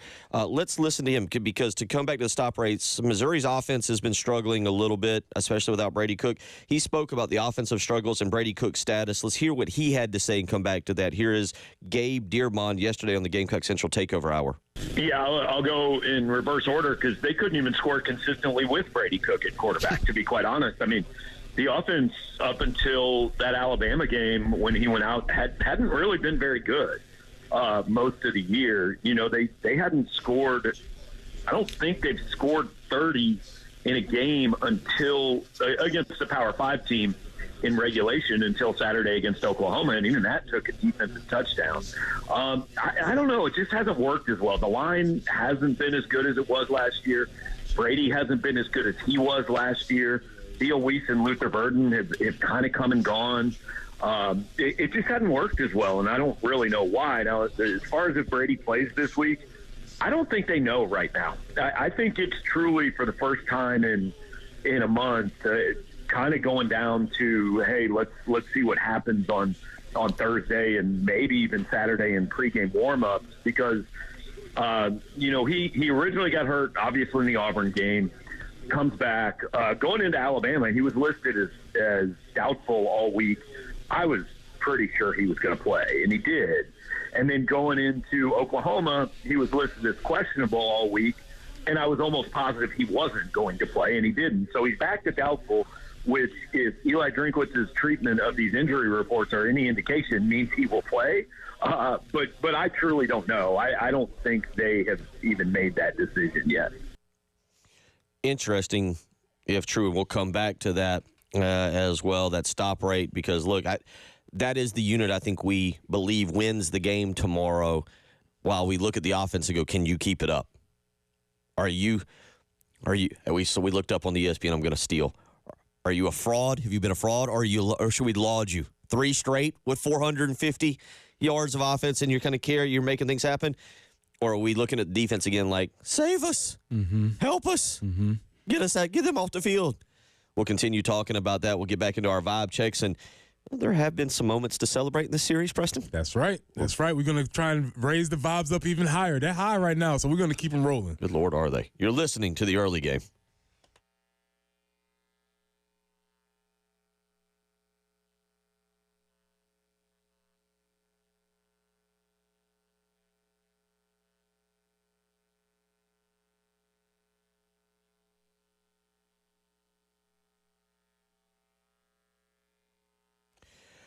Bill Gunner for Mid-State Roofing, where for nearly 30 years, Mid-State Roofing has been the leader in the roofing and waterproofing industry. You know why they've been the leader? Because they think about your roof 24 hours a day, 7 days a week. They know that you got other things on your mind.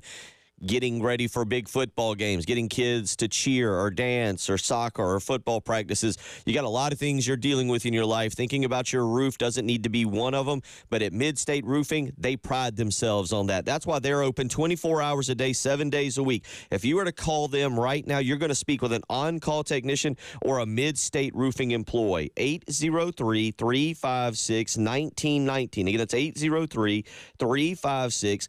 1919. You can visit them on the web, midstateroofing.com. If you give them a phone call, you'll speak with an on-call technician or a Mid-State Roofing employee, and they will help you with a maintenance contract. So make that phone call. When you've got a leak, let Mid-State Roofing take a peek.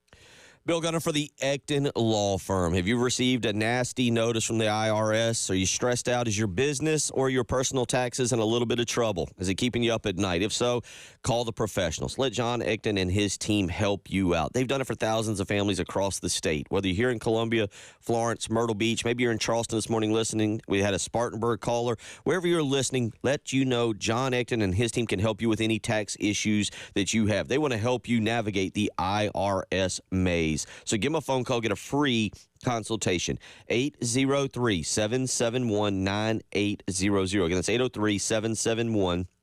803-771-9800. I can't stress this enough. Time is limited. You need to make that phone call. If you're suffering, if you're dealing with the IRS, if you're stressed out, if you're worried about what could happen to your business or yourself, you need to call the Ecton Law Firm today. Tell them Bill Gunner sent you. 803-771-9800.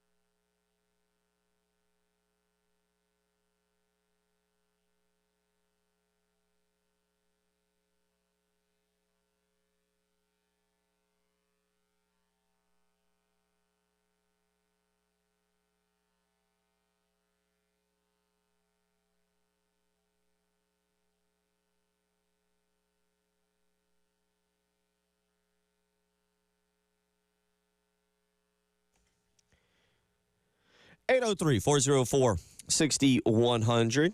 I've got a lot of text to get to, but let's get to the phone lines quickly here. Donnie wants to weigh in this morning. Donnie, how you doing? What's on your mind? Oh, I was just sitting here riding, listening to everything. I've been listening all week, and I'm curious because, I'm Gamecock through and through. But they've been able to get out quick on some of these games and play with their ears pinned back and just, play a little freer. What's the scenario if Missouri was to luck up and get ahead by a touchdown or two? Is Carolina going to be able to respond is what I'm wondering. That's a good question. Thank you for the call, Donnie. They did against Alabama.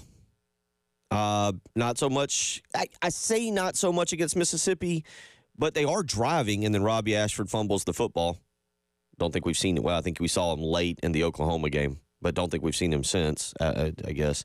But, yeah, they came back against Alabama, and they were moving the ball down 7-0 against Mississippi, and then the fumble put them down 14-0, and it just seemed like all the air in that stadium was sucked out. Yeah, he brings up a great point about the effectiveness of this defensive line is that they've been able to, as he said, pin their ears back, rush the passer.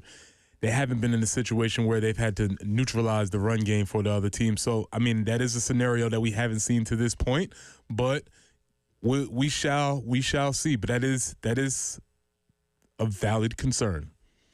803-404-6100, how you can weigh in. Texter says, white helmets, garnet jerseys, white pants, 35-17, Carolina, in his best Todd Ellis voice. Chris weighs in. Give my black magic for the 40th anniversary. Garnet helmets, but make the circle bigger and put the old stripes on it. Black jerseys, white pants. Papa Joe weighs in. Take Eli back to the dark side. Another text weighs in. All black with garnet helmets, or Lou Holtz it up with black pants, white jersey, and black helmets. The home team, but I guess we could have done that. That brings us to this. Listen, I have never seen this much. I'm getting a little worried. Come on, man. Let's go. Even I'm getting a little bit worried about how much positive energy the fan base has, how excited they are right now. So when you get a little worried, you just listen to the past. Let's start. Shotgun snap. 4 wide receivers. He wants a crossing around screenplay left side. Picked off. Sherrod Green at the 15. Runs into the end zone. Are you kidding me? Touchdown, Carolina. Touchdown, Sherrod Green on a pick 6. That was a great one. That was a phenomenal one. That was Drew Lock who just threw it into Sherrod Green's hands. But maybe one of the most memorable comes almost 11 years ago, I believe. 11 years ago, out in Columbia, Missouri, when this happened. Pick to finish 6th in their own division. They're 5th in the country. Undefeated for now. 4th and goal from the 15.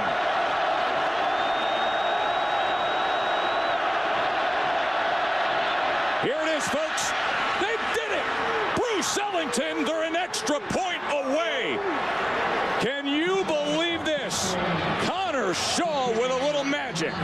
The old Connor Shaw magic. Oh, man. That just make you warm and fuzzy inside. I should get chills listening to that again. If you were driving around and you just felt yourself blurt out, Bruce, did you just feel the magic? We don't give Bruce enough credit for that catch. Like, that whole second half is wild. So much is going on. Connor's out there limping around and might have been sick. I don't know. There's a lot of stories about what's going on with him. And he comes in and orchestrates that comeback. And then you've got the missed field goal. Just a wild experience there in which South Carolina went to Columbia, Missouri. And you heard number 5 Missouri at the time and comes back. But that play, 4th and goal from the 15. Yes. That's amazing. That play, when we're going back and looking at that to see the scenario, how it played out, that was a fantastic scenario. But the Sherrod Green one was during the middle of was the weirdest natural weather phenomenon I think I've ever actually experienced in real life. That was the monsoon game. Scarnecchia starts pouring within maybe a 2-mile radius of Williams-Brice Stadium, because as I've stated, I think before, right on Williams-Brice Stadium. I was in the Vista and it was sunny. There was no clue that it was pouring like that. It was like dissonance watching it rain 3 miles away and being in the sunshine. It was wild game. I was there. Was throwing Austin around. He was. Let's see. What was that? That was probably. He's 12 now, so he's probably 5 or 6. I remember yelling at him. Some people say that's the loudest they've heard. It was an insane. It really was a wild environment. And I think going back to Donnie's question, beginning of the game tomorrow is going to be loud and insane. This fan base is ready to really join in on some fun. We got another hour. Brian Glenn on the way too.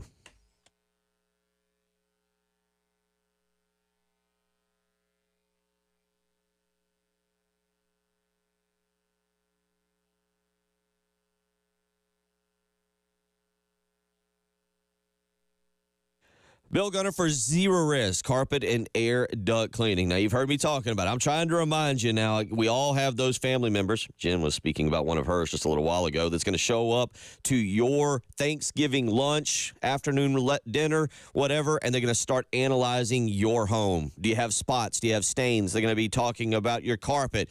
Oh, have you cleaned lately? You don't want that. You need to contact Zero Risk Carpet and Air Duct Cleaning so that way when the family shows up, they can brag about how clean your home is with their patented ZR water technology and over 2,000 Google reviews with a 4.9 star rating. Zerorez is going to exceed your carpet cleaning expectations.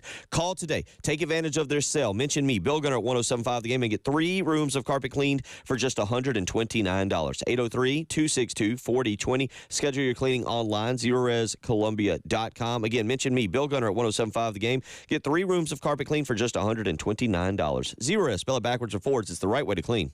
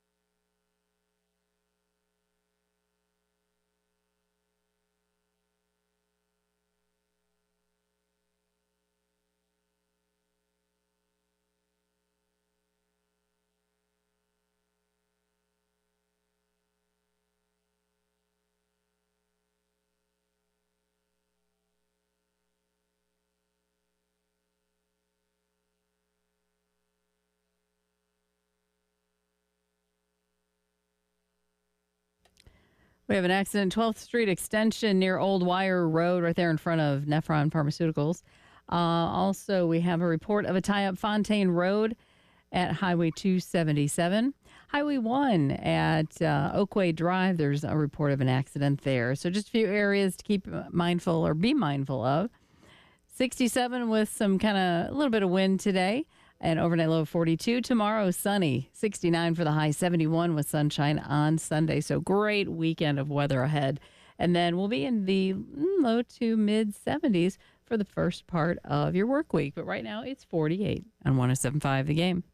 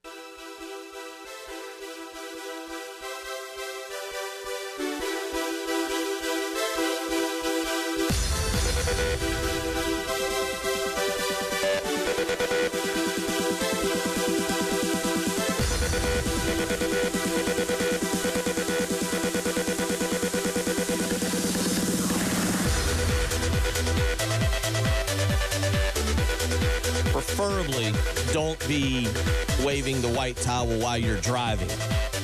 2 hands on the wheel, bobbing along, perfectly acceptable. No hands on the wheel, driving with your knees, waving the white towel. Please don't do that. We promote safety on this program. Okay. 2 of the 3 of us promote safety. Jen does not. Oh, yeah, no, I'm not the one. Get up and get going. Football Friday, little sandstorm. Let's do a little Gamecock whip around. We got more than just football this weekend. Starts tonight, Preston Thorne, Shelley Smith, Gamecock soccer team, NCAA tournament time. East Carolina in town at the Graveyard. NCAA tournament time for the Gamecocks. They will play tonight, 6 p.m. over at the Graveyard. You can catch it on ESPN Plus if you want to catch them tonight. Volleyball this weekend. Volleyball has got to have a good weekend. They got swept last weekend. They've got to keep going. They don't play again until next week. They actually have a week off, but give you a little update on them. Again, they got swept last week. Arkansas and Missouri both on the road. They now get a week off before they will get Alabama next Friday at Alabama. I kind of want to learn how they do this. Like, I don't know if they fly because, again, last week they went to Arkansas and then went to Missouri, then had a midweek game. Midweek match, I should say, against LSU. They won that one 3-2. But then next week they're at Alabama Friday night and at Tennessee on Sunday. It's like, I don't know if it's just a bus tour of the Southeast or if they fly, play, fly, I don't play. know. That's a good question. Might want to get a little bit of that. Our Gamecock whip around takes us to last night, Preston Thorne, and okay. Hey, Coppin State, come on down. We're holding a check for you. We didn't beat them too bad. 92-60 last night. Okay. Home debut for Dawn Staley's team. 43-28 at halftime. They go on to win 92-60 last night. Moved to 3-0, number 1 in the country. Chloe Kitts makes a return last night, scores 19 points, grabs 10 rebounds. Tahina Paupau last night, 13 points in the game, hit 3 of 5. Malaysia Fulwiley, 23 points last night. Good night for her as she rolled right along. Next up, East Carolina. Chloe's off to a great start. Yeah, I didn't. She's playing really well in the games that she played. Obviously, she had to sit out one game, but she's playing really well right now. I didn't really catch what happened in that with that academic thing, but they will play again Sunday if you want to catch them. Sunday against East Carolina. Do we have a TV destination for that? SEC Network Plus. Okay. Your app. Get your app ready. We'll find it. Get your app ready. We'll find it. And then next Wednesday on ESPN2, they'll take on Clemson at Clemson. But there's the women's basketball wraparound, 92-60 last night. They'll play again Sunday, 2 o'clock at Colonial Life Arena. ESPN, SEC or ESPN Plus is how you can watch that if you don't want to go down to Colonial Life Arena. That brings us to a big game tomorrow. We've talked a lot of football today, but South Carolina, Indiana tomorrow up in Bloomington. Lamont Paris goes up there. We've talked about it. That is a chance to negate the North Florida loss. You go on the road, you knock off Indiana, who, again, currently ranked 16th in the country. Hoosiers expected to have a good year, contend for a Big Ten title. Go up there, 3 o'clock tomorrow. You can hear it right here, WISW, not on 107.5 The Game. You can hear it on 1320 WISW. If you want to watch the game, Preston, you'd have to have it on at your tailgate or at your house on Peacock. Game will be on Peacock, another app. Okay. All right. Just let me know where it is, and I will take precautions to try and find it. I feel like this is the first chance tomorrow for the Gamecocks with Indiana to really showcase their new team, to showcase this. All right, are you doing what Lamont Paris wants you to do? Are you playing with hustle? Are you playing with effort? You know, how does Nick Pringle step up in the post? Is Colin Murray Boyles able to really handle being the spotlight player against another very good program that's got elite talent? Are you able to step up against teams that you will have to step up against in league play? Mike Woodson? Still a thing in Indiana? Mike Woodson is still a thing. By the way, they're 2-0. They're 2-0. Hoosiers are 2-0. Hadn't played Southern Illinois University of Edwardsville and Eastern Illinois. Both really exciting towns, I'm just going to tell you. Been to both. Mike Woodson, number one goatee in the land. Okay. Number one goatee in the land. Maybe undisputed.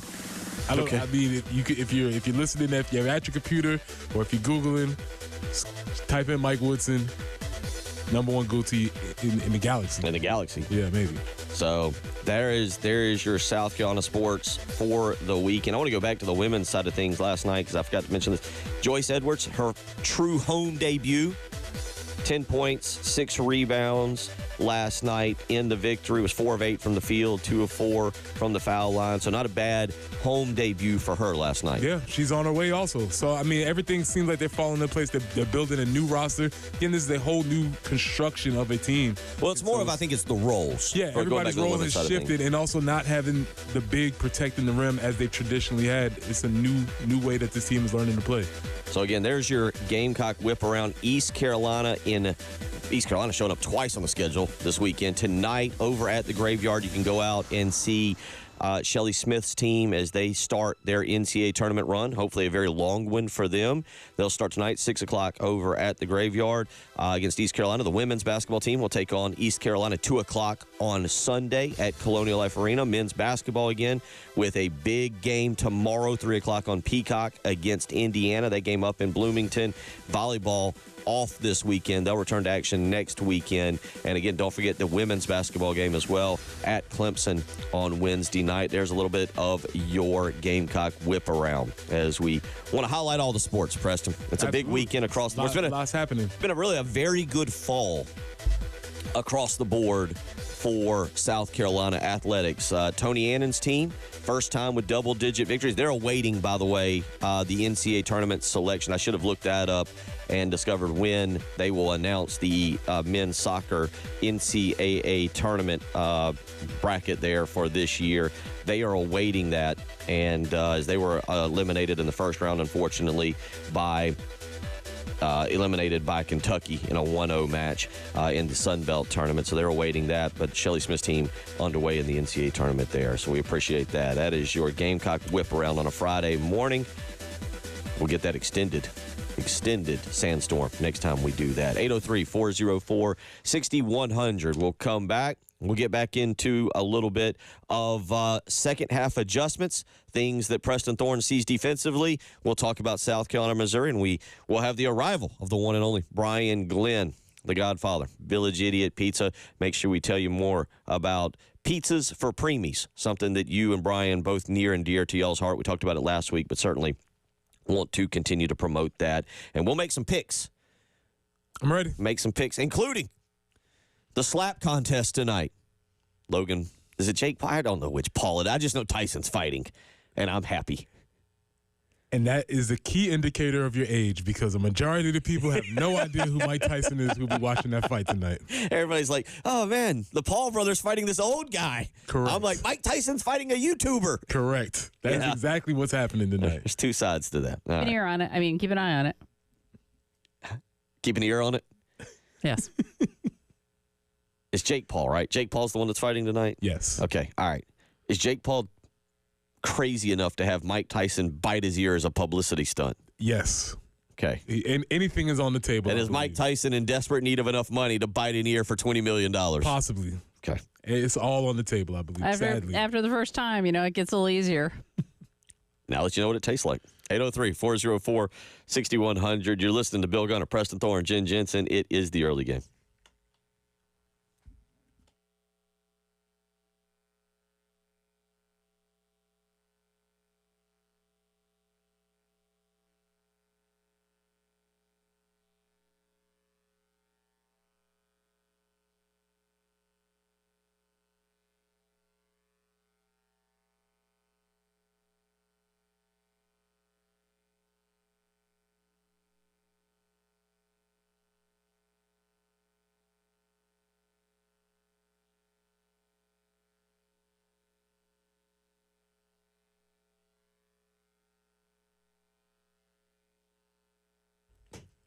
Preston here for our friends at Absolute Glass, the premier glass company of the Midlands, offering auto, home, and business glass repair. So if your glass is damaged, shattered, cracked, or broken, they can handle the job. If it's a cracked windshield, that's no problem. They'll come out to your location and replace it for you, usually for free, and they work directly with your insurance company to take away the headache. They'll come out to wherever you are, school, home, work, does not matter. Absolute Glass will take care of it for you. Now, if you're at home and you're looking to increase the value of your home with new windows or mirrors, Absolute Glass will take care of that for you too. Windows, mirrors, shower enclosures.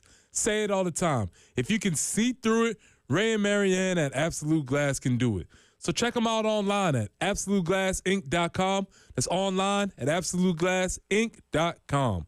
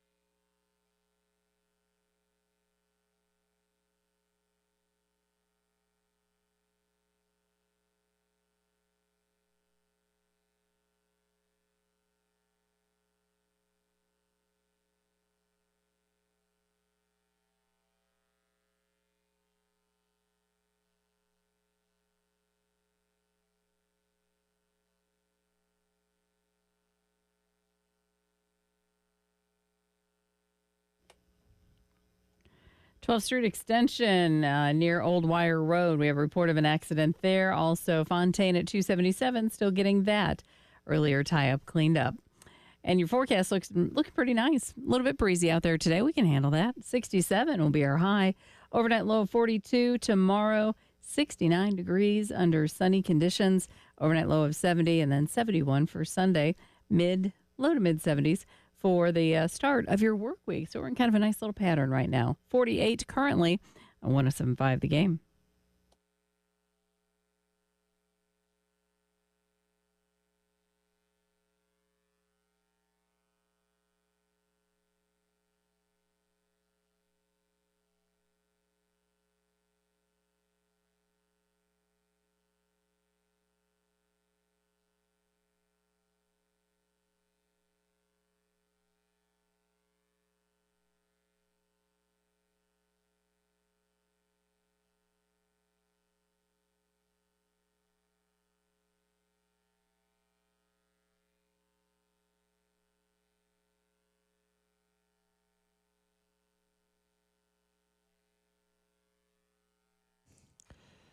Reminder, tomorrow morning, 11 a.m., Gamecocks Game Day, sponsored by Lexington Med Ortho from the party lot at Sound and Images. It'll be the 107.5 The Game kickoff. Gamecocks Game Day starting at 11 a.m. tomorrow morning, again, sponsored by Lexington Med Ortho from the party lot at Sound and Images. And then don't forget, I'm sure you already know, 4:15 kickoff right here, 107.5 The Game in Columbia, 100.3 The Game in Myrtle Beach. And if you're wanting to tune in for the basketball game tomorrow, reminder, 2:30 pregame. That'll be on ESPN 1320, WISW. So if you want to have that on at your tailgate or around the house and you don't have Peacock, 2:30 pregame men's basketball at Indiana, ESPN 1320 on your dial, and then tip-off at 3 o'clock tomorrow. All right, he has made it in studio quicker. And guess what he brought, Preston? Donuts. Not just donuts. And popcorn. Yeah. And as he said, stale popcorn. Man, listen to the show. He called back from earlier in the show. Donuts and popcorn, man. We're here. That's right, Bill. I didn't want that, if that happens on Monday morning, I didn't want to throw your entire week off. I got to admit, the fact that you brought stale popcorn, as you said, is exactly what I had in my head for popcorn and donuts. But not just stale popcorn from the arena last night. That's right. From the girls' game last night. Got to go there and take in some women's basketball, and it was, as always, phenomenal. What was the atmosphere like over there last night? First, didn't really promote it maybe as well as we should have, but obviously their home debut and coming home to celebrate the championship from last year. Yeah, it was a little late arriving crowd, and the weather wasn't great last night, but the fans that were there were into it. The team was into it. Coppin State scrapped in the first half, but little muscle flex in the second half. And Malaysia Full-Wiley is, I could watch that girl play basketball all day, every day. It's just unbelievable. She reminds me like the old school, like New York City point guard, like the Kenny Andersons and the Stephon Marburys and the Kenny Smiths. Let's get into, real quick, we're going to get into the defense. You brought donuts, which is something I bet, maybe that's what the defense brings tomorrow, donuts. But first, let's get back into something I know near and dear to y'all's hearts, the Pizza for Preemies this month, and talk a little bit about that. Yeah, that's right. So at the Village Idiot, we're doing our 7th annual Pizza for Preemies. It's a month-long fundraiser benefiting the March of Dimes. My wife Kelly and I had our twins 7 years ago. They were born 3 months premature at 28 weeks. I know Preston knows all about that with his daughter. So, we spent 71 days in the NICU, and you learn a lot about yourself, and you learn a lot about what's going on with other people and with moms and babies. So the March of Dimes does a great job with life-saving research for keeping moms and babies healthy. So we are donating a portion of all the sales for the entire month of November. And you can also come in and buy a cutout and put your name on it there. You can round up your bill. Also on the socials and on the website, we have a direct-to-donate QR code. And then we have our feature of the month pizza, the Pesto Primi Vera. All the sales of that are also going to the March of Dimes. Yeah, maybe we'll figure something out, because if you go to Village Idiot Pizza, VillageIdiotPizza.com. There's a nice big thing right there on the front, and you can click on it, and it takes you to Pizza for Preemies, and right there it says enter donation amount, and you can click on that and put it in, and it'll explain a little bit, and you can check out. Maybe we'll have to figure out something over the weekend so that we can make a push there. We can figure something out. Maybe something based on this score, this blowout we're about to have on Saturday. Ooh, that's fun. Maybe something along the line. We can work on that. Have some donuts. So make sure you go. And Preston, again, I know, as you kind of mentioned, as Brian mentioned, something that's very important to you as well. Obviously, same thing. Same experience, 29 weeks, 73 days. So I got you. If we're going to compete. Got by 2 days. Yeah, but it's 73 of the longest days of my life. And but on top of that, in this season of thankfulness as we come up on Thanksgiving, thankful for all of the professionals in the NICU, the nurses, the doctors, and all of their really the care that they provide for the mothers, families, and fathers during that time, because they're caring physically for the mothers and the babies. I think maybe just caring emotionally for the fathers. Because they really did a lot of great job of keeping us informed and doing a wonderful thing. So as I said, that's a very special place, and any way that you can support them in that mission is they'll take it all. And even down to, I remember the janitors. Yeah, it was they knew the situation. I mean, there was times where 3-4 o'clock in the morning, I'd be sitting there next to my daughter's isolette and just kind of sweeping the floor and just a hand on the shoulder, or you doing okay, Mr. Glenn? And it really is. It's a place where, you don't really want to be there, but if you are there, it's a place that you experience where it doesn't matter the color of your skin, how old you are, where you're from, what you worship, what circles you run in, how much money you make. You're all there for the same reason, and you're all there together. We'll continue to remind you about this. Again, you can go if you're listening somewhere else this morning, if you're in Florence, if you're in Myrtle Beach, maybe if you're in Greenville or Spartanburg, you can't make it down here to donate and grab a slice of pizza or something. You can go to the website, villageidiotpizza.com. And again, there's a nice big tab. Trust me, you can't miss it. It's right at the very front. And you click on it, and, any donation, they are glad to have to help with that. How old is your children? They are 7. Okay. So unlike Preston's daughter, they have seen Daddy Glenn, Papa, whatever they want to call you, experience a South Carolina victory over Missouri. They've seen your happiness after that monsoon game in 2018, I believe it was. Yeah, they call me Big Guy. I like it. So you look at this, Preston, one thing that'll have to happen again tomorrow, second half adjustments. You had the numbers yesterday on just how dominant South Carolina's defense had been in the second half. And really that's dating back to the Missouri. I mean, you talk about the Kentucky. The LSU game was the one where they got blown up a little bit in the second half. And again, Brian Kelly's an amazing offensive coordinator, so you expect him to make adjustments. But this is from Jamie Bradford. In the last 6 Carolina games versus Akron, they've given up 0 points in the second half. Ole Miss 3 points, 13 against Bama, 6 against Oklahoma, goose egg against Texas A&M, and 7 against Vandy. So that's 29 total points. 5.8 points in the second half in the last 6 games. So they have been dominant in the second half of these games, which, again, goes to conditioning, goes to adjustments, and it goes to the talent level. So they're playing very well as far as defense is concerned. So let's say that if Missouri does get out to a lead or they score something early, you can be pretty confident in knowing that they're going to make the adjustments and play well in the second half. At least that's what the numbers support to this point so far. Brian, you've watched this team from your perspective. How much have they impressed you with defense play in the second half? Because Preston, I want to come back. I'll let him, and then you come back on what you've seen them do. What we're talking about, what you've seen them do as a player defensively in the second half versus the first half. But how much have they impressed you? I mean, unbelievably. The adjustments that are made, and they remind me of those the 2010s defenses where you have that feeling of just like these guys just want to steamroll people. They're into it. I think Cole Kubelik's write up about when he said that they are more interested in, I think it was like crushing you as a unit than piling up individual stats, and you can see that. I mean, it is complementary by definition. I really don't want to get like over my skis or be that guy and say something. Come on, but there is a feeling.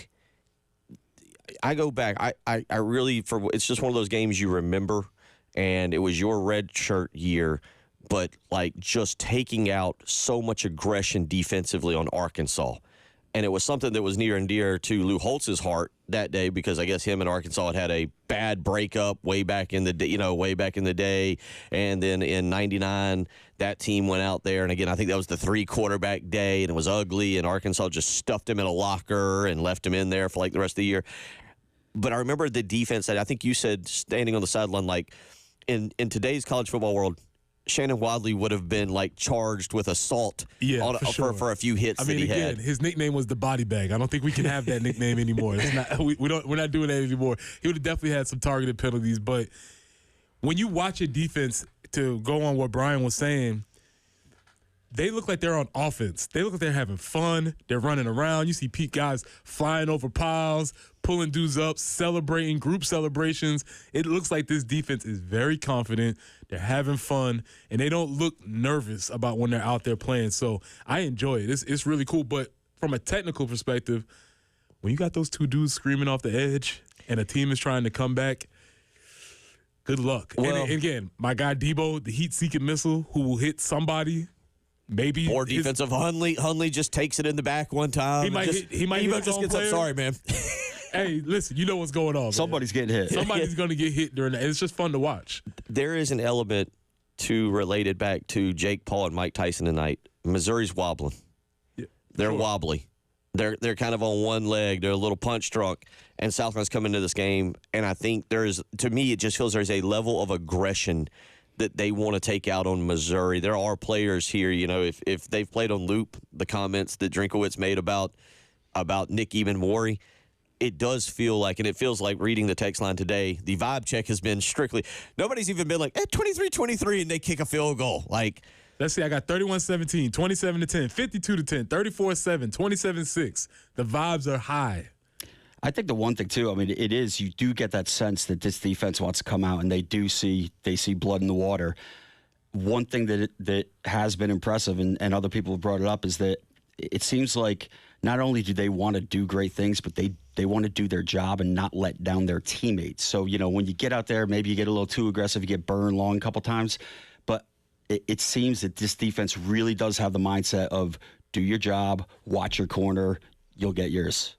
Well, and there's also an element to what you just said. The last 2 weeks, they've seen the offense step up. And they're like, okay, you guys are going to, if we make a mistake, you guys are going to cover that up. Now we can be more aggressive. We can be more physical. There is a level that it's almost like they're looking around going, okay, you guys are going to join us, huh? Offense, y'all are going to play this game too? Welcome to the party. Yeah. It's like when you're at the bar and the person that never buys food is like, you got it? Really? What? Okay. Yeah. You paying today? All right. Party's on. All right. This is going to be a good night. Yeah, that's what it's like. There is an element to me that I don't want to jinx myself or anybody, but that tomorrow could be like a national, if they haven't already done it, tomorrow is that national statement day of, especially if Drew Pine's the quarterback, he's mobile enough. He's not mobile against this defense. That's why they have to get the uniform combination right. Hold that thought. We'll come back with Brian Glenn's uniform combination, and we'll look around and make some picks for the weekend. You're listening to Bill Gunner, Preston Thorne, Jen Jensen, joined in studio as he does each and every Friday by Village Idiots on Brian Glenn. It is the early game.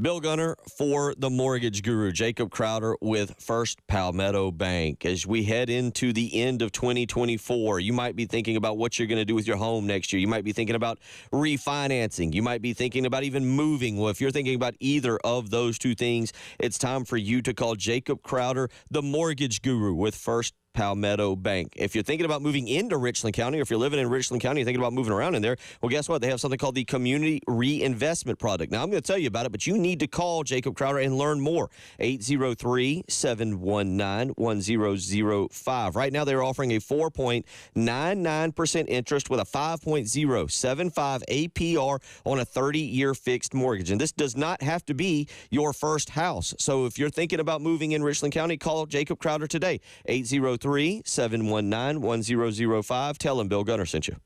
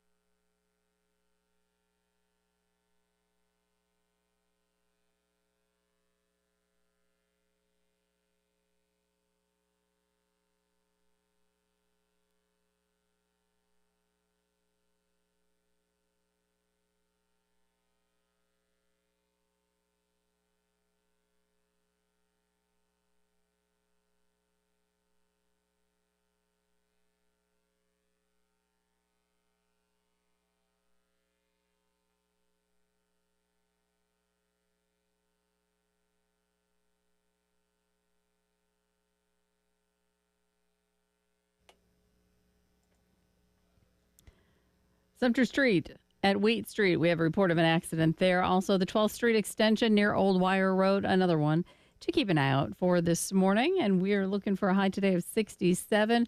Kind of breezy conditions out there. 69 tomorrow with plenty of sunshine.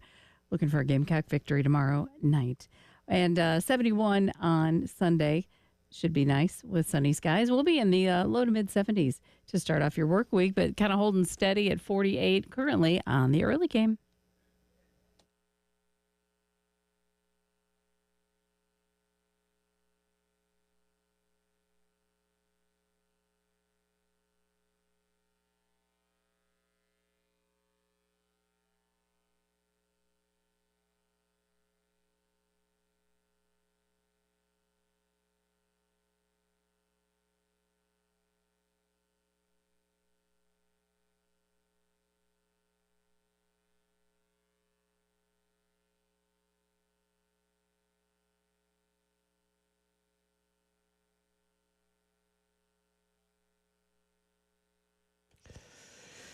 All right, we're going to make some picks here, but want to remind you about the Lawyer Lisa Special Teams Contest. It's back, or it continues to go on, I should say, and it's back for another week. Pot is currently at $1,000. If you have not registered already, go to 1075thegame.com, get registered. If you have registered, good news, you're still registered. If South Carolina scores a special teams touchdown tomorrow, you could win. We'll pull a winner. You could win $1,000. Goes a long way. Buys a lot of pizzas. A lot of pizzas. Good pizzas. Yeah, bunch of pizzas. Bunch of pizzas. Yeah, don't worry about the kids and Christmas. Can I win? You could. Are you registered? I think it's happening this week. Yeah. Do you? Yeah, I really do. I think Missouri's special teams are doo-doo. Oh. I said earlier, Dave Portnoy, he said, by the way, Portnoy will be at Saratoga. He will? Yeah. I might have to work that out. See what Matt Berry can swing for us. I think he'd like us, Bill. I do. I'm becoming more every little tweet. I become more and more of a Portnoy fan. Inching closer. Let's make some picks here. Again, go and register for the Lawyer Lisa Special Teams Contest. Go to 1075thegame.com. Let's start with the noon games here. And right off the bat, Texas, Arkansas. Texas is a 12-point favorite. I feel like they are on upset alert. This is the game where they come in. They're starting to maybe believe their own press clippings. They're looking ahead to playing Texas A&M in a few weeks and that craziness. Texas is finishing up the season with Arkansas this week, home against Kentucky, and on the road against Texas A&M. Yeah, I think they're dropping 2 of those 3. And I think one of those is this week. I think, Arkansas, Texas, there's a lot of Texas kids on that Arkansas roster. It's kind of like back in the day where people wondered why South Carolina always played Georgia so tough. Well, there's a whole lot of Georgia kids on those rosters, and that's what I'm looking for. I'm looking for Arkansas in a tight one. I'm going to be in evaluation mode. I was telling you off air, I haven't watched much of Arkansas this year, so I'm going to be checking them out, but give me Arkansas. Okay. We're going to make it a sweep here. If somebody out at Texas needs motivation, put it on the billboard today. It would just have the Arkansas flags in front of it. Arkansas is coming off of a 63-31 beating by Mississippi, but got a bye week. Preston, I would imagine when you lose by that many, the bye week is not a fun week. No, not a lot of fun at all. Everybody's grumpy around there. You're trying to figure out some things, especially, you said it was 61 to what? 63-31 2 weeks ago, especially if you're on defense. Yeah. Because the offense is looking around like, hey, man, we scored 30 points. And this is the chance for redemption. This is it. Yeah, and bowl eligibility. If they win that, they become bowl eligible. I'm with you. I'll take Arkansas straight up. I'm not sure if Sam's seat is cool yet. Bowl eligibility, at least he gets to stay around. That jukebox doesn't have to leave the office just yet. Or he doesn't have to move, the big Razorback that he's got at his house there by the lake. Clemson, Pittsburgh tomorrow. Elimination game for Clemson. They're an 11.5-point favorite on the road. Pittsburgh's dropped 2 straight, lost last week at home to Virginia. There's no chance Clemson loses this game, and I think that they cover. I want to be the one to dash Clemson's playoff hopes. So let's let them keep winning until we see them in a couple weeks. So 2 weeks ago, we had a texter weigh in that Brian Edwards, a Vegas insider, was tone deaf that he came on and picked Vanderbilt to win. So that was actually last week, I think. It was last Friday, so not 2 weeks ago. You guys are tone deaf. Do you not know the name of this program, where we're at? Pittsburgh by 90. You know that there's a small chance, but there's zero chance that South Carolina gets in the playoff if Clemson doesn't win this game. We need this to happen. We're pushing this forward. Sorry, guys. All right.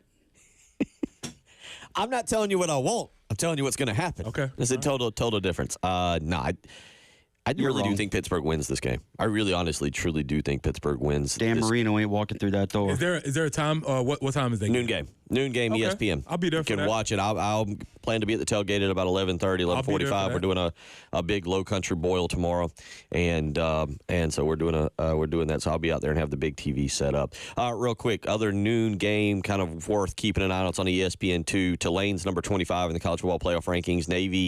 Navy's having a good season. Tulane's a 7-point favorite in that game, and I just say this because Navy. We're heading toward a fun Army-Navy showdown. Remember, Navy's only loss of the season came in they lost last week to Rice, but I was going to say that bad loss to Notre Dame, 51-14. Yeah, I saw this, and this is a sneaky good game. I think it really is. It's going to be a great game. I would take Navy in the points, but I think Tulane's going to win the game. Okay. I have no scientific analysis of it except that Tulane's the green wave, and so I'm going to roll with the green wave. Okay. And Travian Robertson, that was his previous stop. Mm-hmm. Sounds good to me. So they are 7-point favorite. Let's go to the kind of 3:30 games tomorrow. It's not a great day of games across the board, but they're interesting. Notre Dame's already had their bad slip up, and there's people already complaining, how are they in the college football playoff loss with maybe the worst loss, with the worst loss of anybody in that top 12. They lost to Northern Illinois. Virginia comes to town. Tony Elliott's looking for bowl eligibility. Notre Dame's a huge favorite. It's a 3:30 game, 23.5 points. Do you lay the number with Notre Dame? No, absolutely not. You take the 23.5 for sure. You actually buy it up to 24 if you're going to do this. But Smart 23.5, you're taking it. But Notre Dame wins the game. Okay. Yeah, stop paying to Notre Dame immediately after they lost to Northern Illinois. But they're there. But they are there. They're there. And if Correct. they win out, they're in the college football playoff. Still, I'll take Virginia. Okay. Neither of y'all expect. I mean, again, this is where Marcus Freeman and Notre Dame tend to stub their toe. Not in big games, but in 3 touchdowns. I think there's some kind of crazy stat in regards to what they've done. 3:30 tomorrow. Speaking of crazy stats, 3:30 tomorrow, ABC, LSU and Florida. This is who loves their coach more game. Because, like, if you're Florida, you're like, well, we know Billy just got the vote of confidence, but we're not real thrilled with him. Brian Kelly's out. This is from Peter Burns on Wednesday. This is his tweet. Wild scenario. If every SEC favorite wins the next 3 weeks, plus Arkansas beats Missouri, then LSU is in the championship game versus the winner of Texas and A&M. Now, every winner, every favorite would have to win. He's got it broken down the 16th, the 23rd, and then the weekend of 29th, 30th. But if every SEC favorite were to win, and this isn't insane stuff. This week, it's Texas, LSU, Georgia over Tennessee, and South Carolina over Missouri. Next week, it's A&M beating Auburn. That's realistic.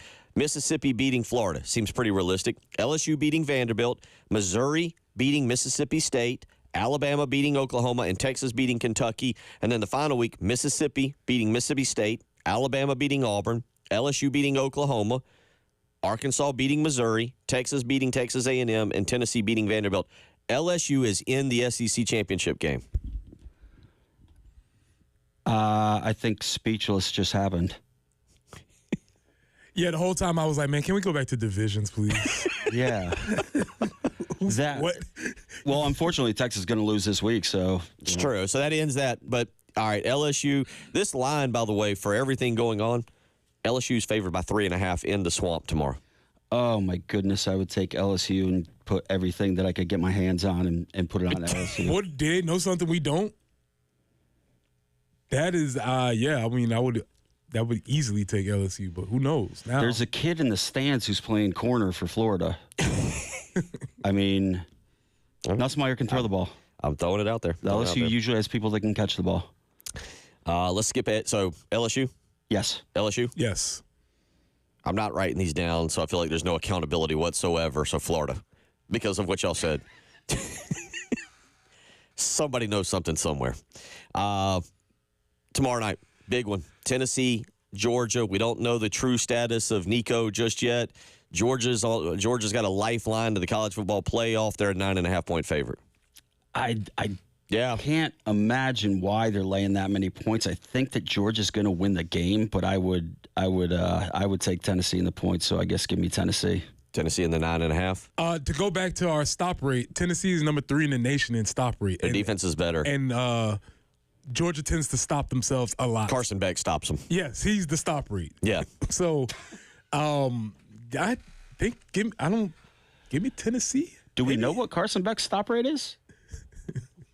A lot. We could probably figure it out. It's a team in the other uniform stopping his passes. I'm with y'all. I go Tennessee. I think Tennessee wins outright. This Georgia team, I thought they were the best team in the SEC after the Texas game. I don't think they're college football playoff material. Carson Beck's brutal. He's come completely unglued. Did his girlfriend break up with him or something? What happened? That was the Cavender girl who apparently learned she could pay for herself through her own NIL money. Doesn't need Lamborghini NIL money for Carson Beck. We'll come back. We'll give our thoughts on the South Carolina Missouri game, and I guess there's a boxing match. We'll talk about that. You're listening to the early game.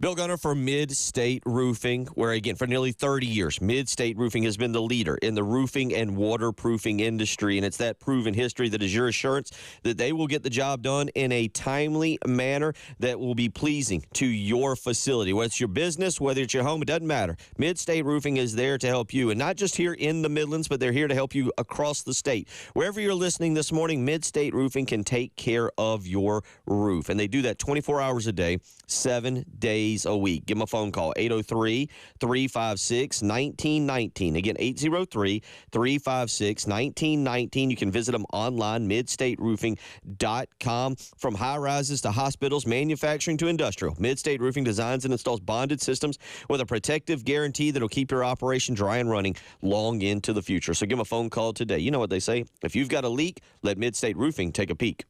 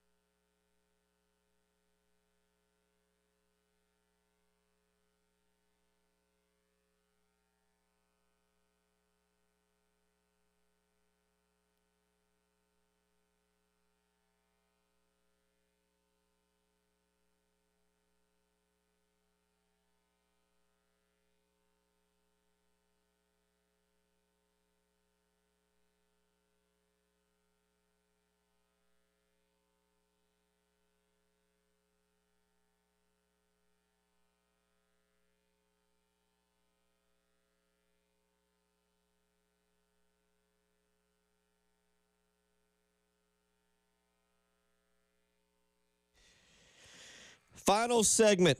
Brian Glenn in with us, as he is now starting to do every Friday. We kind of count on you to be here. You don't have to text me anymore. You're here. Okay, cool.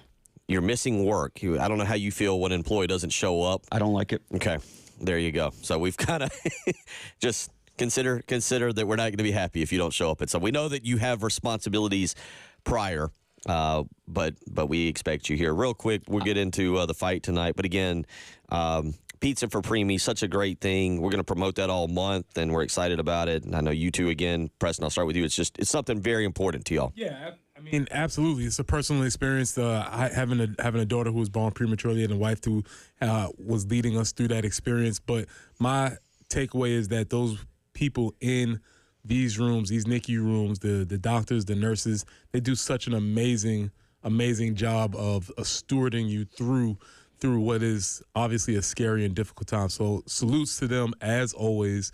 And if you can support any way you can, it's a great cause. Yeah, same. I mean, it really is. If you're a NICU nurse, I love you. It is, and so many people do. The care that they give and trying to navigate through that is just so daunting. And that's why, we're trying to raise money for the March of Dimes. They do life-saving research. They also, do programs to help get families through everything. So it's something that is near and dear. And there's probably people out there listening right now that are either going through it, have gone through it, or have a family member going through it. And, there's hope. You can go to the website, villageidiotpizza.com. Big tab right there. Or, because a portion of sales this month go to the March of Dimes for this cause, go have a pizza. I recommend the Buffalo Chicken Pizza. That's why you made me a whole one a couple weeks ago, and I almost ate the whole daggum pizza right there at Village Idiot. I had to take some home. I recommend that. I think, what is the other favorite? The Godfather? The Godfather, yeah. Sausage, green pepper, onion. Oh, yeah. Yeah. Highly. I will say, in your defense, Bill, you did order the whole pizza. You ordered a slice. Oh, well. And I don't do small, It's true. I didn't actually order a whole pizza for myself. I like to slice, and I went with it. So make sure you go check that out. We're going to continue to talk about that all month. Certainly something I know very important to y'all. I'm glad to have you here to discuss it. All right, we got a boxing match. Before the boxing match, about 2 segments ago, you teased talking about the uniforms, and Brian had a pick. And we're coming to that. I got it. Don't worry. I've done a radio show once or twice. Well, we're coming to people waited, 25 minutes for your info. So I also got a text that was mad that we talked. I also got a text that was mad that we discussed uniforms. There you go. We'll get to your uniform. Don't worry. That's part of the Carolina, Missouri part.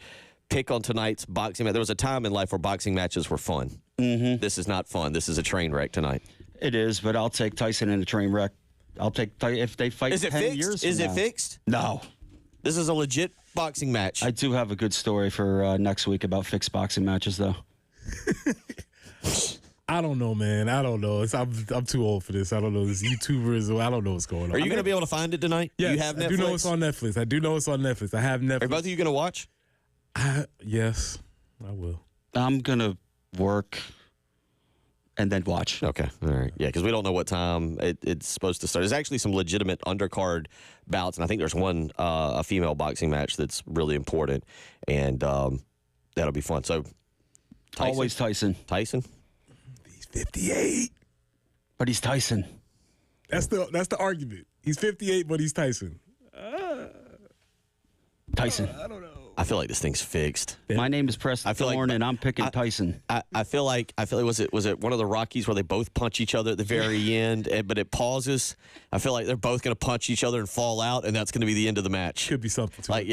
There's something's going to happen. A guy's going to fly in with one of those fans, or there's something's going to happen.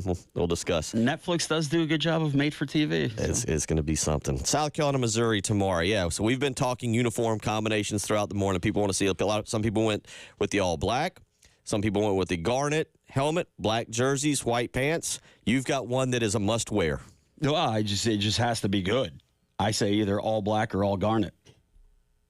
I'm sold on the idea of big game garnet. I am too, I think. I'm sold on that. Do you do the all garnet like he's saying, top to bottom? The whole thing. Top to bottom. Color rush.